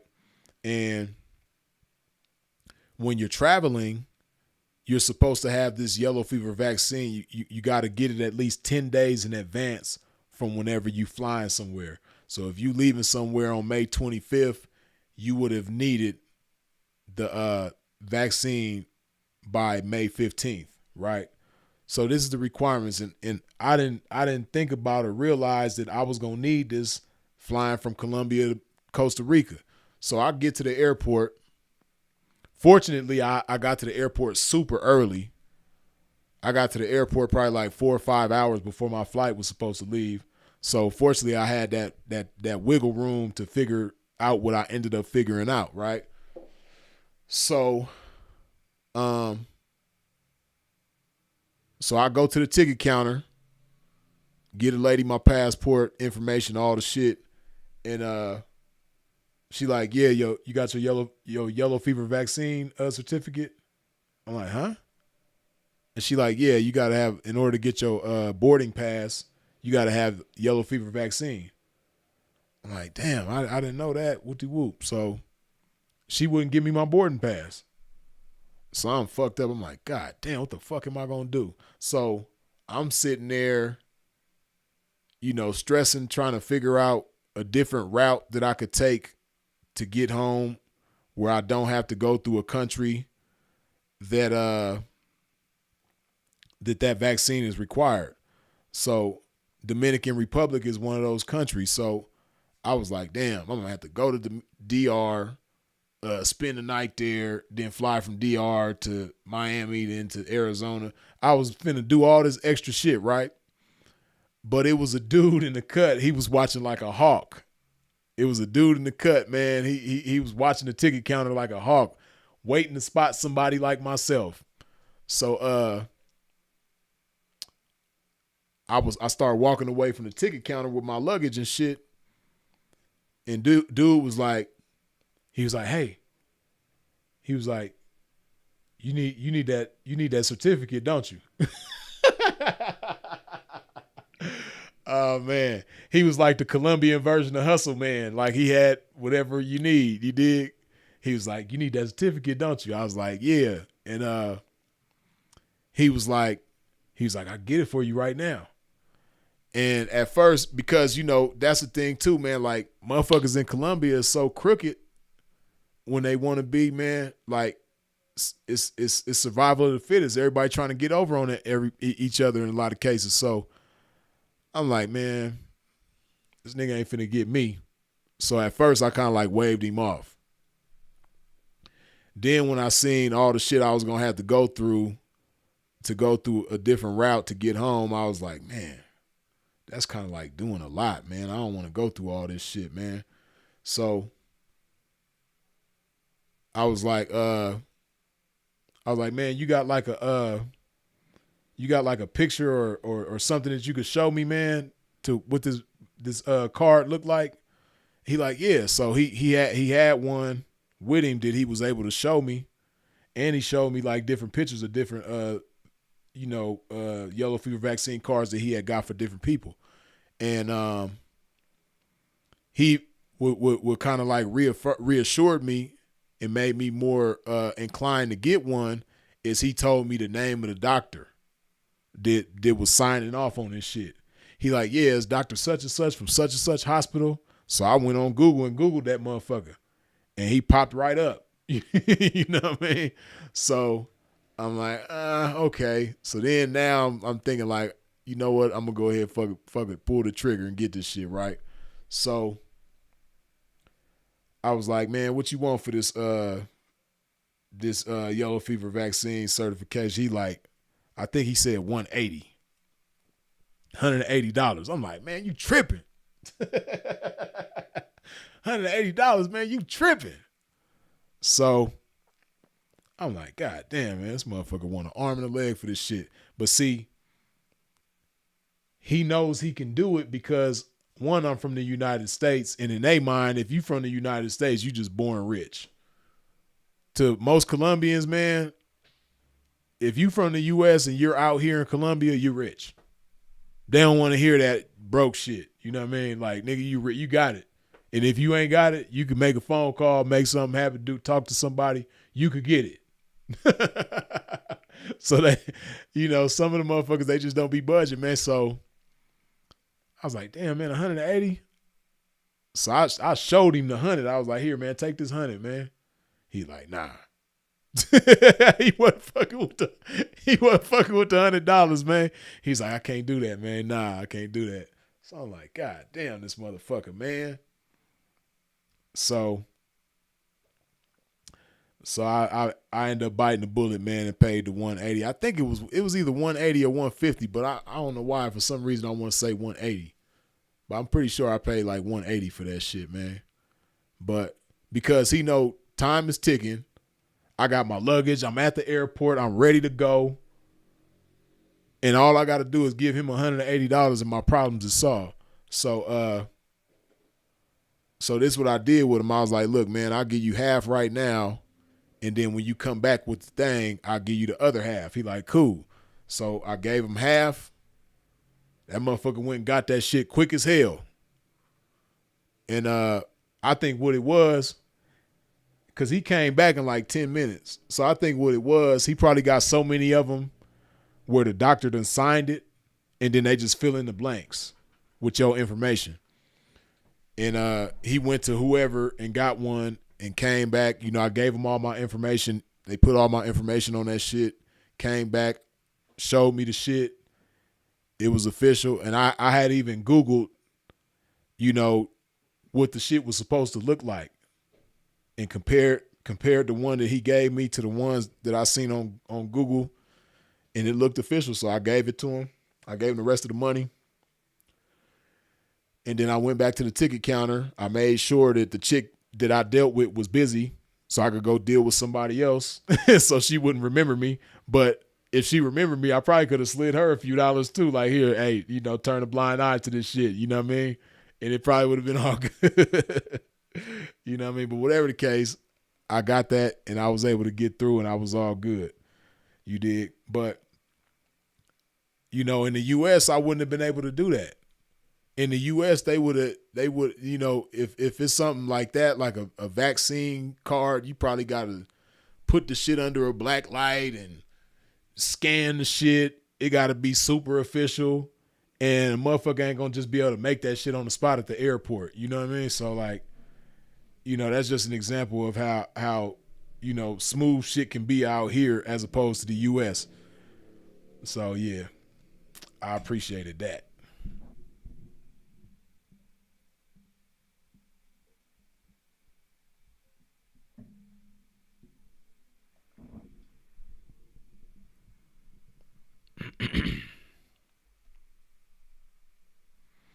Yeah, man. But, yeah, you know, Colombia is just a beautiful place, man.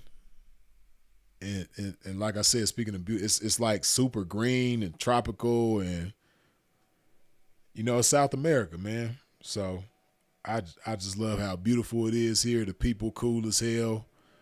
Uh, One thing that can kind of get on your nerves when you first get here, I'm kind of used to it now, but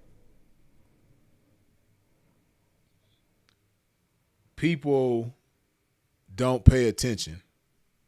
So people will bump into you or get in front of you and walk real slow.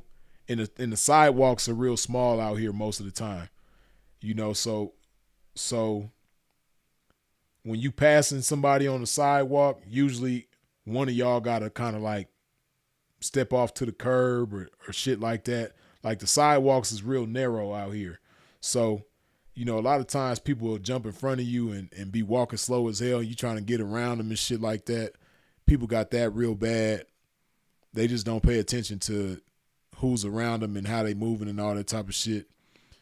That, and then another thing, when you in the supermarket, them checkout lines could be slow as hell. You know, especially if it's two females, like if the cashier is a female and the customer is a female, you know, they'll start chopping it up about some shit and be moving slow as hell, you know, or for one reason or another, man, the checkout lanes just be slow as hell. So you know, that too. But once you just come to understand that that's just the culture, man, that's just the way they gonna be. Ain't no sense in letting it frustrate you because as long as you're in Colombia, you're gonna have to deal with that. You're gonna have to deal with people getting in front of you, walking slow, or you know, like I said, the checkout lanes and supermarkets being slow. That's just something you're gonna have to deal with, man. So once you come to accept it, it ain't really so much of a problem. And then that's just a thing too, like, you know, when you come from the US, man, like, and you know, it was reiterated to me even more just being down here, you know, a lot of us got entitlement issues, man, in the US. We be feeling like everything is ours and we got the right to everything. And I guess because we got so much liberty up there, we just feel entitled to so much shit. Like, this is my sidewalk, this is my neighborhood, this is my whoopty whoop, you know, and this belongs to me, and I have this right. I deserve this, you know. I should have that. I should be able to do this, whatever the case, right? We just got a lot of entitlement, and you don't really realize it until you start going to other places where, you know, they don't have the same types of liberty or the same types of freedoms and shit like that, man. So, you know, that's one thing that kind of like I think has had a good effect on me, like just being out here, you know, in the culture, moving around with people out here. It kind of makes you, just gives you a different perspective on life and makes you not feel so entitled to different shit. So, and appreciate small shit. So, it's the little things that matter.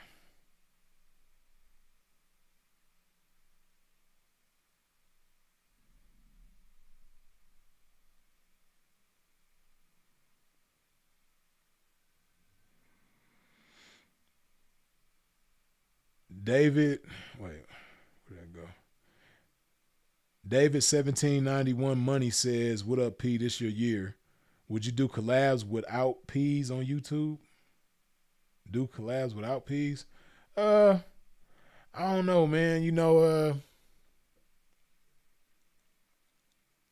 think about that sometimes. I don't really know. It's probably certain other YouTubers that I do collabs with, but for the most part, nah. It ain't no knock to nobody, no disrespect to anybody, but yeah, I'm just kind of doing my thing right now, man. But it's a handful of people that I would collab with. But you saying collabs without P's? I don't know. It ain't a whole lot of P's on the internet, shit. Sharif says that part. Americans are despised in a lot of places for those entitlement issues. Right. And so like that's one thing, cuz I've always considered myself as somebody who don't trip on small shit.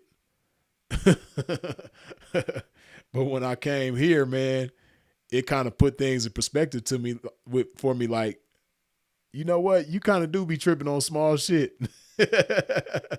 Cause like, say you walking down the street and somebody will be looking the other way. They don't even see you coming from this way. And you're walking up and they just come and they just like stop and stand in your path. And like I said, the sidewalks are narrow, so it ain't like you could just easily walk around a motherfucker. But like, you be thinking to yourself like, damn, motherfucker, you don't see me? But that's like, if you really think about it, man, that's some small ass shit to like get bent out of shape about. And in the US, we got that shit bad, man. Or somebody like bump into you. Like, damn, motherfucker, say excuse me. Like, it's really some small, but like out here, man, it'd have been some old ladies, man. These old ladies is tough out here. Man, I had some old ladies just bump into me hard as hell, man. And like, just keep on going. They will bump into your ass like they shit, man, and just keep on going. They don't, but see, the thing about it too is, not only do they not apologize to you, but they don't get mad at you either. So it's like, you gotta kind of look at it like that too. Like, because y'all might both not be paying attention and bump into each other. They not gonna apologize. Some people will, but in most cases, they just gonna keep on pushing. But they ain't gonna get mad at you and start a fight with you either, though. So it's like small shit. They don't trip on shit like that.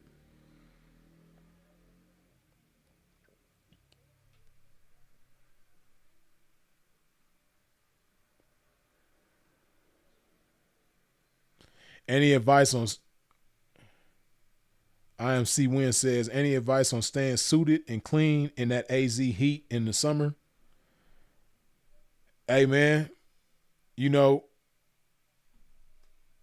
sometimes you got to make certain sacrifices in order to be fly, man. Being fly ain't always easy, man. It ain't always smooth. But, whether or not you are suited and booted, you just got to move a certain way in AZ. Now, this is one thing you got to keep in mind, right? The AZ heat is not as bad as it is in other places in the summertime, at least for me. I had got kind of used to the AZ heat because I've been out there for so many years, but I'd rather deal with the dry heat than the humidity, and AZ has that dry heat. So if you suited and booted, yeah, you might be a little hot and it might be a little uncomfortable, but you're not going to just be sweating like that because it's not very humid. It's dry heat. So it ain't like you're going to be, just sweating like crazy. That's one thing too, right? Then another thing, you got to stay hydrated.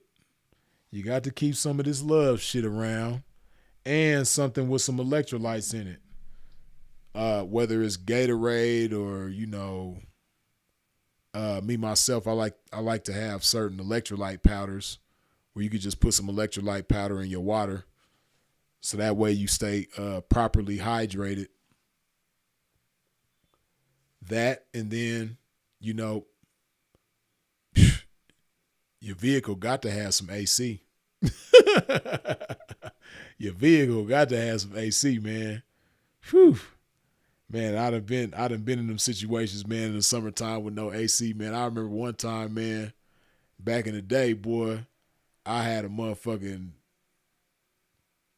what was it, a Toyota Corolla.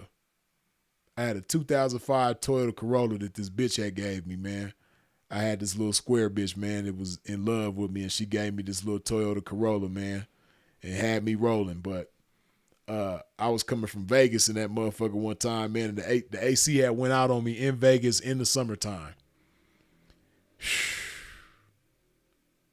And I was riding back from Vegas in that motherfucker, man, shit.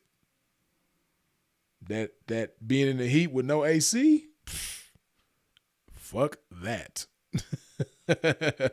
So yeah, if you in Arizona, man, you got to have a vehicle with some AC, man.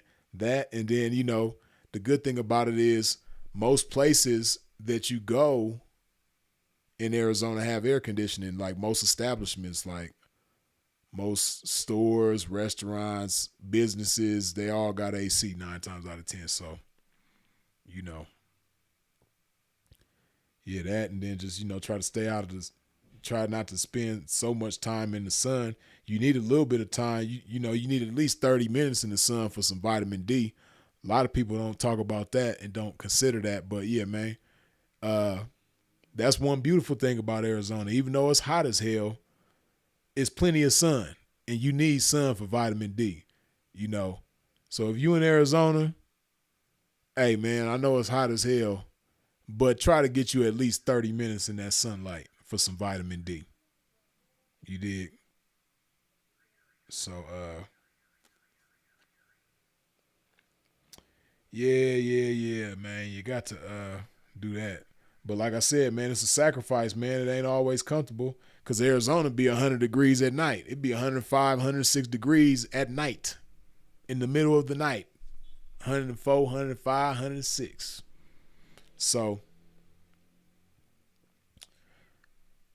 you just got to bite the bullet, man, until they start coming out with air-conditioned suits. You just got to bite the bullet, man.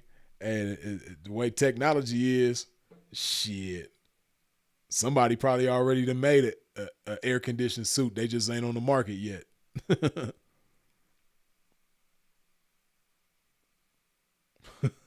Sharif said that Corolla was smoking like Freeze was selling barbecue. Nah, I wasn't smoking. The AC just didn't work in that motherfucker, man. The AC had, while I was in Vegas, the AC had went out on me, man. And shit, I was driving back to LA in that motherfucker, man. It was like July or August or something. And I had the windows down, and I was flying. I was doing like 90, 100. Flying with the windows down, man. Hot as just a bunch of hot ass air blowing through the car because the windows is down. Man, that shit was hot as a motherfucker, man. Shit.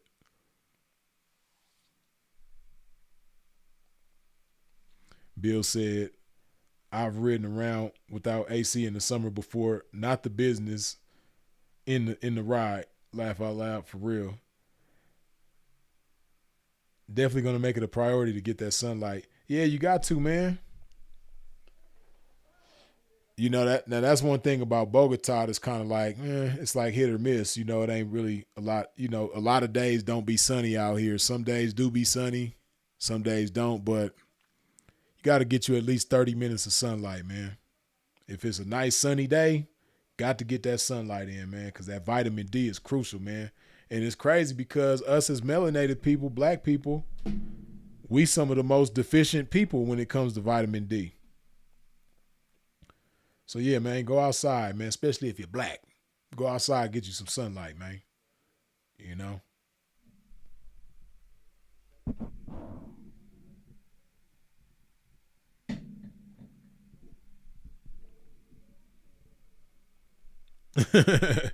Game is Infinite say AZ in the summer with no AC is criminal. You ain't ever lied about that. Let me shout out these supers, man. Get it on my phone so I can see it better.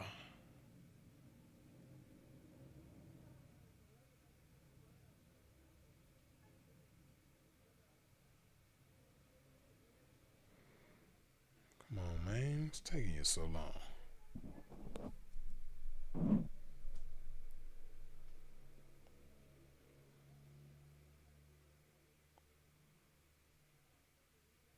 What the fees? Okay, there we go. Oh no, it's the wrong shit. No wonder. It's the wrong shit.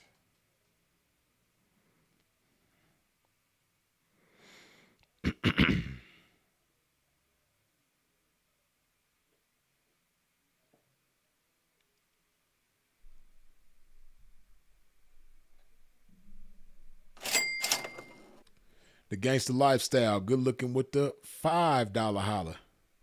Peace to the pimpin' from the gangster lifestyle. And I appreciate you, Freeze, because you pronounced my name right.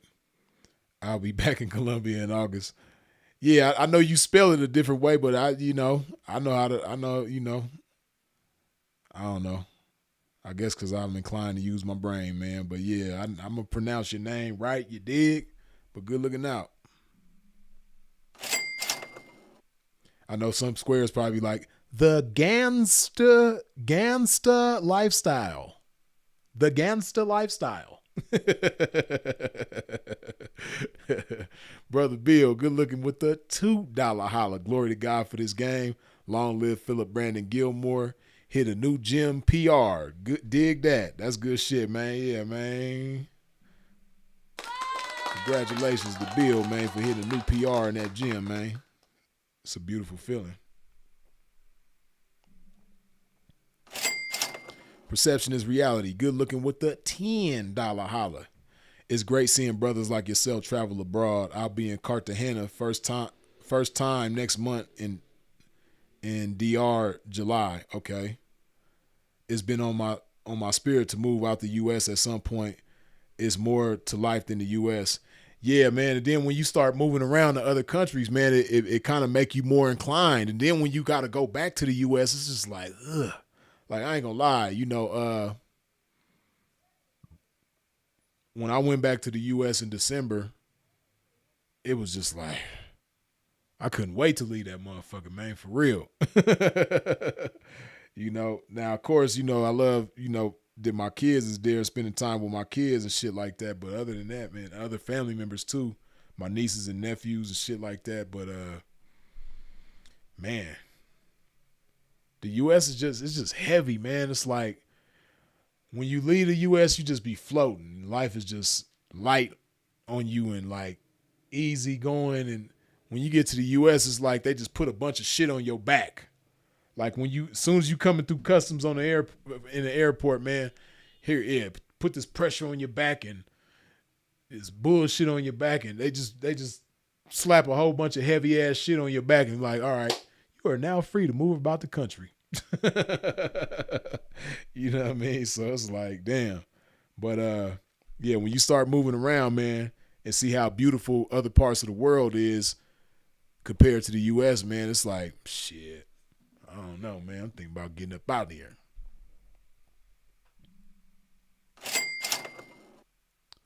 Willis, good looking with the $2 holler. Freeze campaigning in Colombia. Yeah, man, Pimp just doing his thing, you dig? Willis, good looking again with the $2 holler. Big Gans in the building. I watch your channel. Dig that. Yeah, man. Major Solutions, good looking with the $50 holler. Glory to the game. You and Sin inspired me to go international. For sure. Major Solutions, that's what's up, man. Shit, I highly encourage, everybody to go out and see the world, man. You just never know how that shit might open your eyes in different ways and, have you inclined to do different things to, enhance the quality of your life. You dig? Rob Williams, 1981, like myself, man. Yeah, shout out to the 81 babies, man. Hold on, man. It's a whole lot of beautiful ass people like myself that was born in 1981, man. We just some special type motherfuckers, man. Shout out to the 81 babies, man. Ain't nobody like us, though, man. I need to make a remix, for the Not Like Us song. dedicated to us 81 babies, man, because we so damn special, man. But shout out to you, babe. But keep grinding and elevating, bro. Appreciate you, man. Yeah.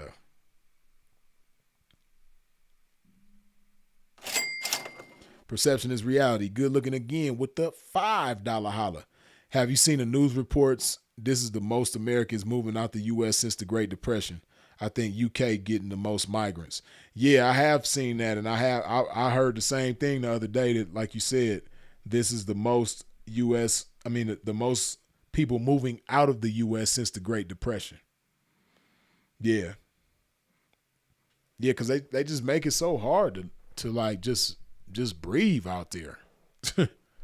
You know what I mean? It's just, you know, it ain't always just a money thing, man. Even if you do make good money and you know, it's just a lot of bullshit out there, man.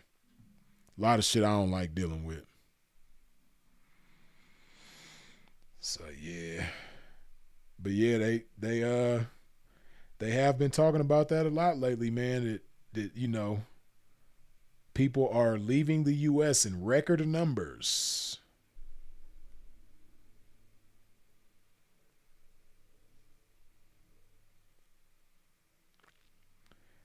Taking that ism to 196, 940,000 square miles of the earth. You dig? Yes, sir. Okay, high value man of God. Another 81 baby. Yeah, man. You know, us 81 babies, we in the building, man. You dig? Yeah, man.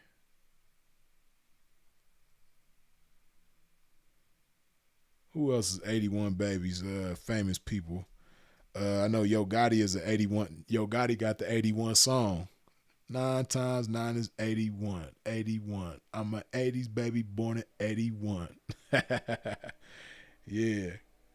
And I'm the youngest son too, you dig? Just like Yo Gotti. But Yo Gotti is an 81 baby. I think Monica is an 81 baby. Ray J's strange ass. Ray J's strange ass is an 81 baby with his strange ass. Beyonce and Kelly Rowland is 81 babies. I don't know about Michelle. I think she born a different year, but Beyonce and Kelly Rowland, they 81 babies. Who else, man? Who else is 81 baby? I don't know. It's a lot of us, man. Okay, the Gangsta Lifestyle, 71 babies in here. Shout out to the 71 babies too, you dig? It's Maney, another 81 baby. You dig? Yeah, man. Yeah, Ray J Strange, man. I just gotta keep it all the way real, man. You know, bless his heart, man. Ray J he one of them babies is like, you know how they, you know.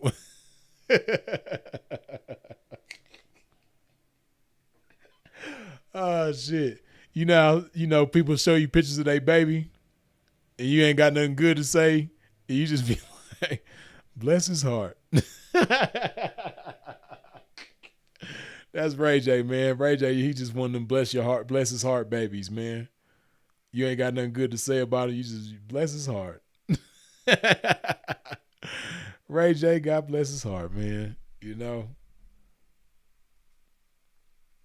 Oh, it's a lot of 80s babies in here. 82 in the building. James Harvey. Fierce Souls, 85. Healthy Habits, 85. Yada, 89. Erica Bianca, 83. You dig? Yeah, I just think, you know, 70s and 80s babies, man, and I was saying this the other day, man, but, you know, 70s and 80s babies, you know, it's just something special about us, man, you know? I remember the 81 Cadillac Seville when they chopped the trunk off. Yeah, hell yeah. I think my auntie had one of those when I was a kid. She had an 81 Cadillac Seville. And she had a 77 Seville too, because my uncle worked at General Motors. My uncle worked at General Motors, man, for a long time. Shit, I want to say like probably 20 or 30 years, something like that.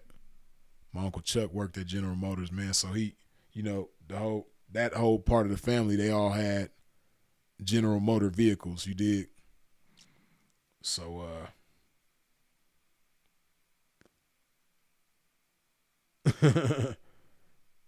Quadruple X say Ray J clapped 25,000 or 12,500 women while on tour. Yeah, I didn't see that when he said that, but I heard, I guess recently he said something about, he didn't hit that many women. He ain't messing with Will Chamberlain though. I forget what did Will, somebody in the chat know what I'm talking about, man. What did Will say? He hit like 20,000 women or some shit like that? The amount of women that Wilt said that he hit, man, it would be more than a full-time job to be able to hit that many.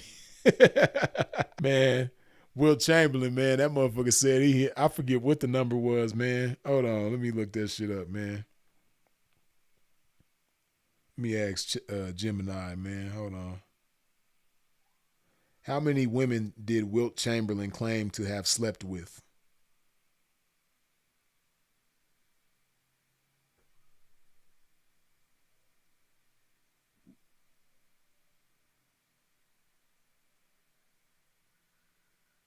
Oh, it's because I'm watching this shit. Instant piece of pop culture lore, it was widely met with skepticism. Analysts and math. Oh, I was right. 20,000. I knew I wasn't tripping. Damn, I was right on the money with that shit. I'll just read it. Wilt Chamberlain famously claimed to have slept with 20,000 women. He published this figure in his 1991 biography, A View from the Top. While the number became an instant piece of pop culture lore, it was widely met with skepticism. Analysts and math enthusiasts frequently pointed out that for the number to be true, Chamberlain would have had to sleep with an average of 1.2 women every single day from the age of 15 until the book was published. Damn. A different 1.2? Yeah, that's a lot of, I don't know how you sleep with 0.2 women, but basically a new chick every day, man, from the time he was 15. I don't know how old he was when the book came out, but I'm guessing he probably was in his 40s or some shit like that. In later interviews before his passing, Chamberlain expressed some regret over including the stat, noting that it overshadowed his basketball achievements and led people to miss his larger point, which was to advocate for safe sex and meaningful relationships. Shout out to Will, man. Oh, shit.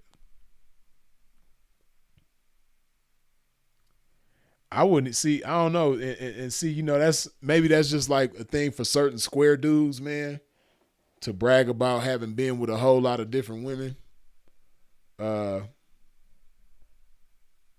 I wouldn't even like that take a lot of time and energy, man. It's like, I be thinking like, man, just on some fucking shit. Like it's a lot of other shit you could do with your time than that. Like, yeah, motherfucker gonna have some fun and shit like that, but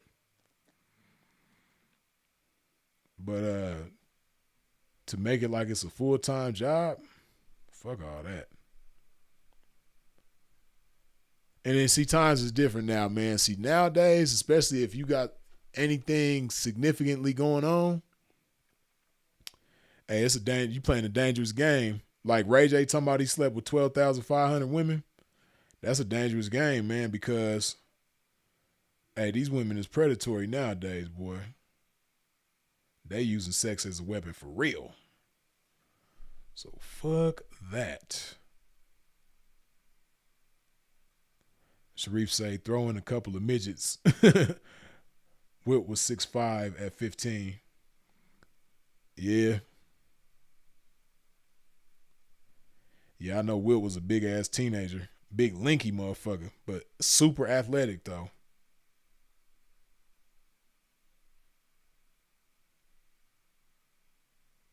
Right. Like Mac Jew 702 say, fuck that. That's more than a full-time job. For real, yeah, because, You got to deal with all these different attitudes. It's just like, man, fuck all that. That's just doing too much. That is doing way too much.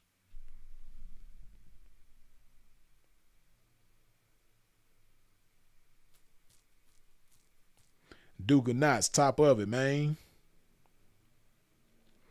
I fornicate in moderation. Yeah, man, you gotta be moderate with the shit, man. That's just doing too much.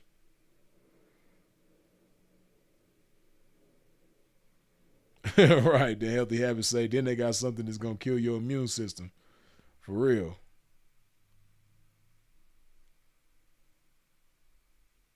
Analyst equals the nerds, right.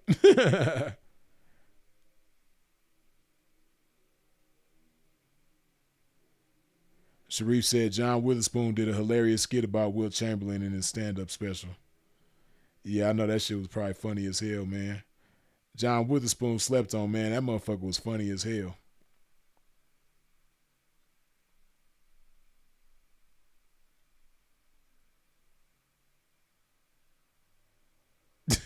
Damn, I ain't even gonna read that comment, Sharif.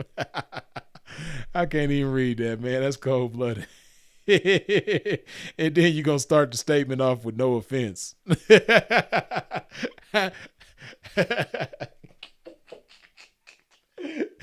That's like saying, hey man, no offense, man, but I think you's a bitch ass nigga, man. No offense.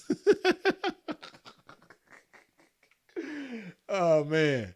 No offense, man, but I heard you be sucking dick, man. Is that true? Oh man. No offense, man, but they say you be spreading your cheeks like the Sunday paper, man, for the right guys, man. Is that true? No offense. Oh man. That's funny as hell. No offense. Oh shit.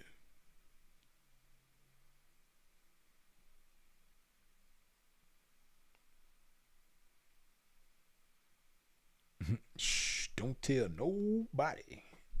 Yittity. But yeah, man, I'm gonna go ahead and wrap this joint on up. It don't even seem like we've been live for 2 hours, man. Boy, time be flying. Well, yeah, we're gonna go ahead and wrap this thing on up, man. Listen, man. If you ain't wiped your feet off at the door when you step into a pimp's domain, please wipe your feet off at the door.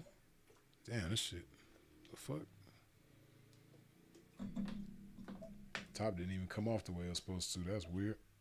God damn. I hate these squeeze bottles.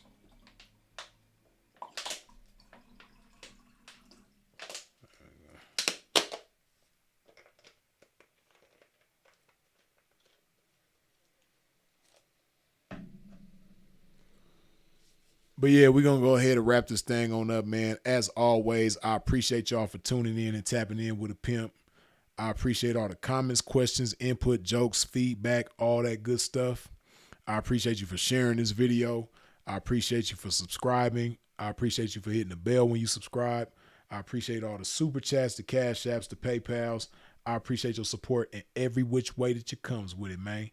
Y'all already know who it is and what it is. Freezes it. If you out in traffic moving around, please do so in a safe fashion. And of course, as always, long live the incomparable Sinful to P. We out.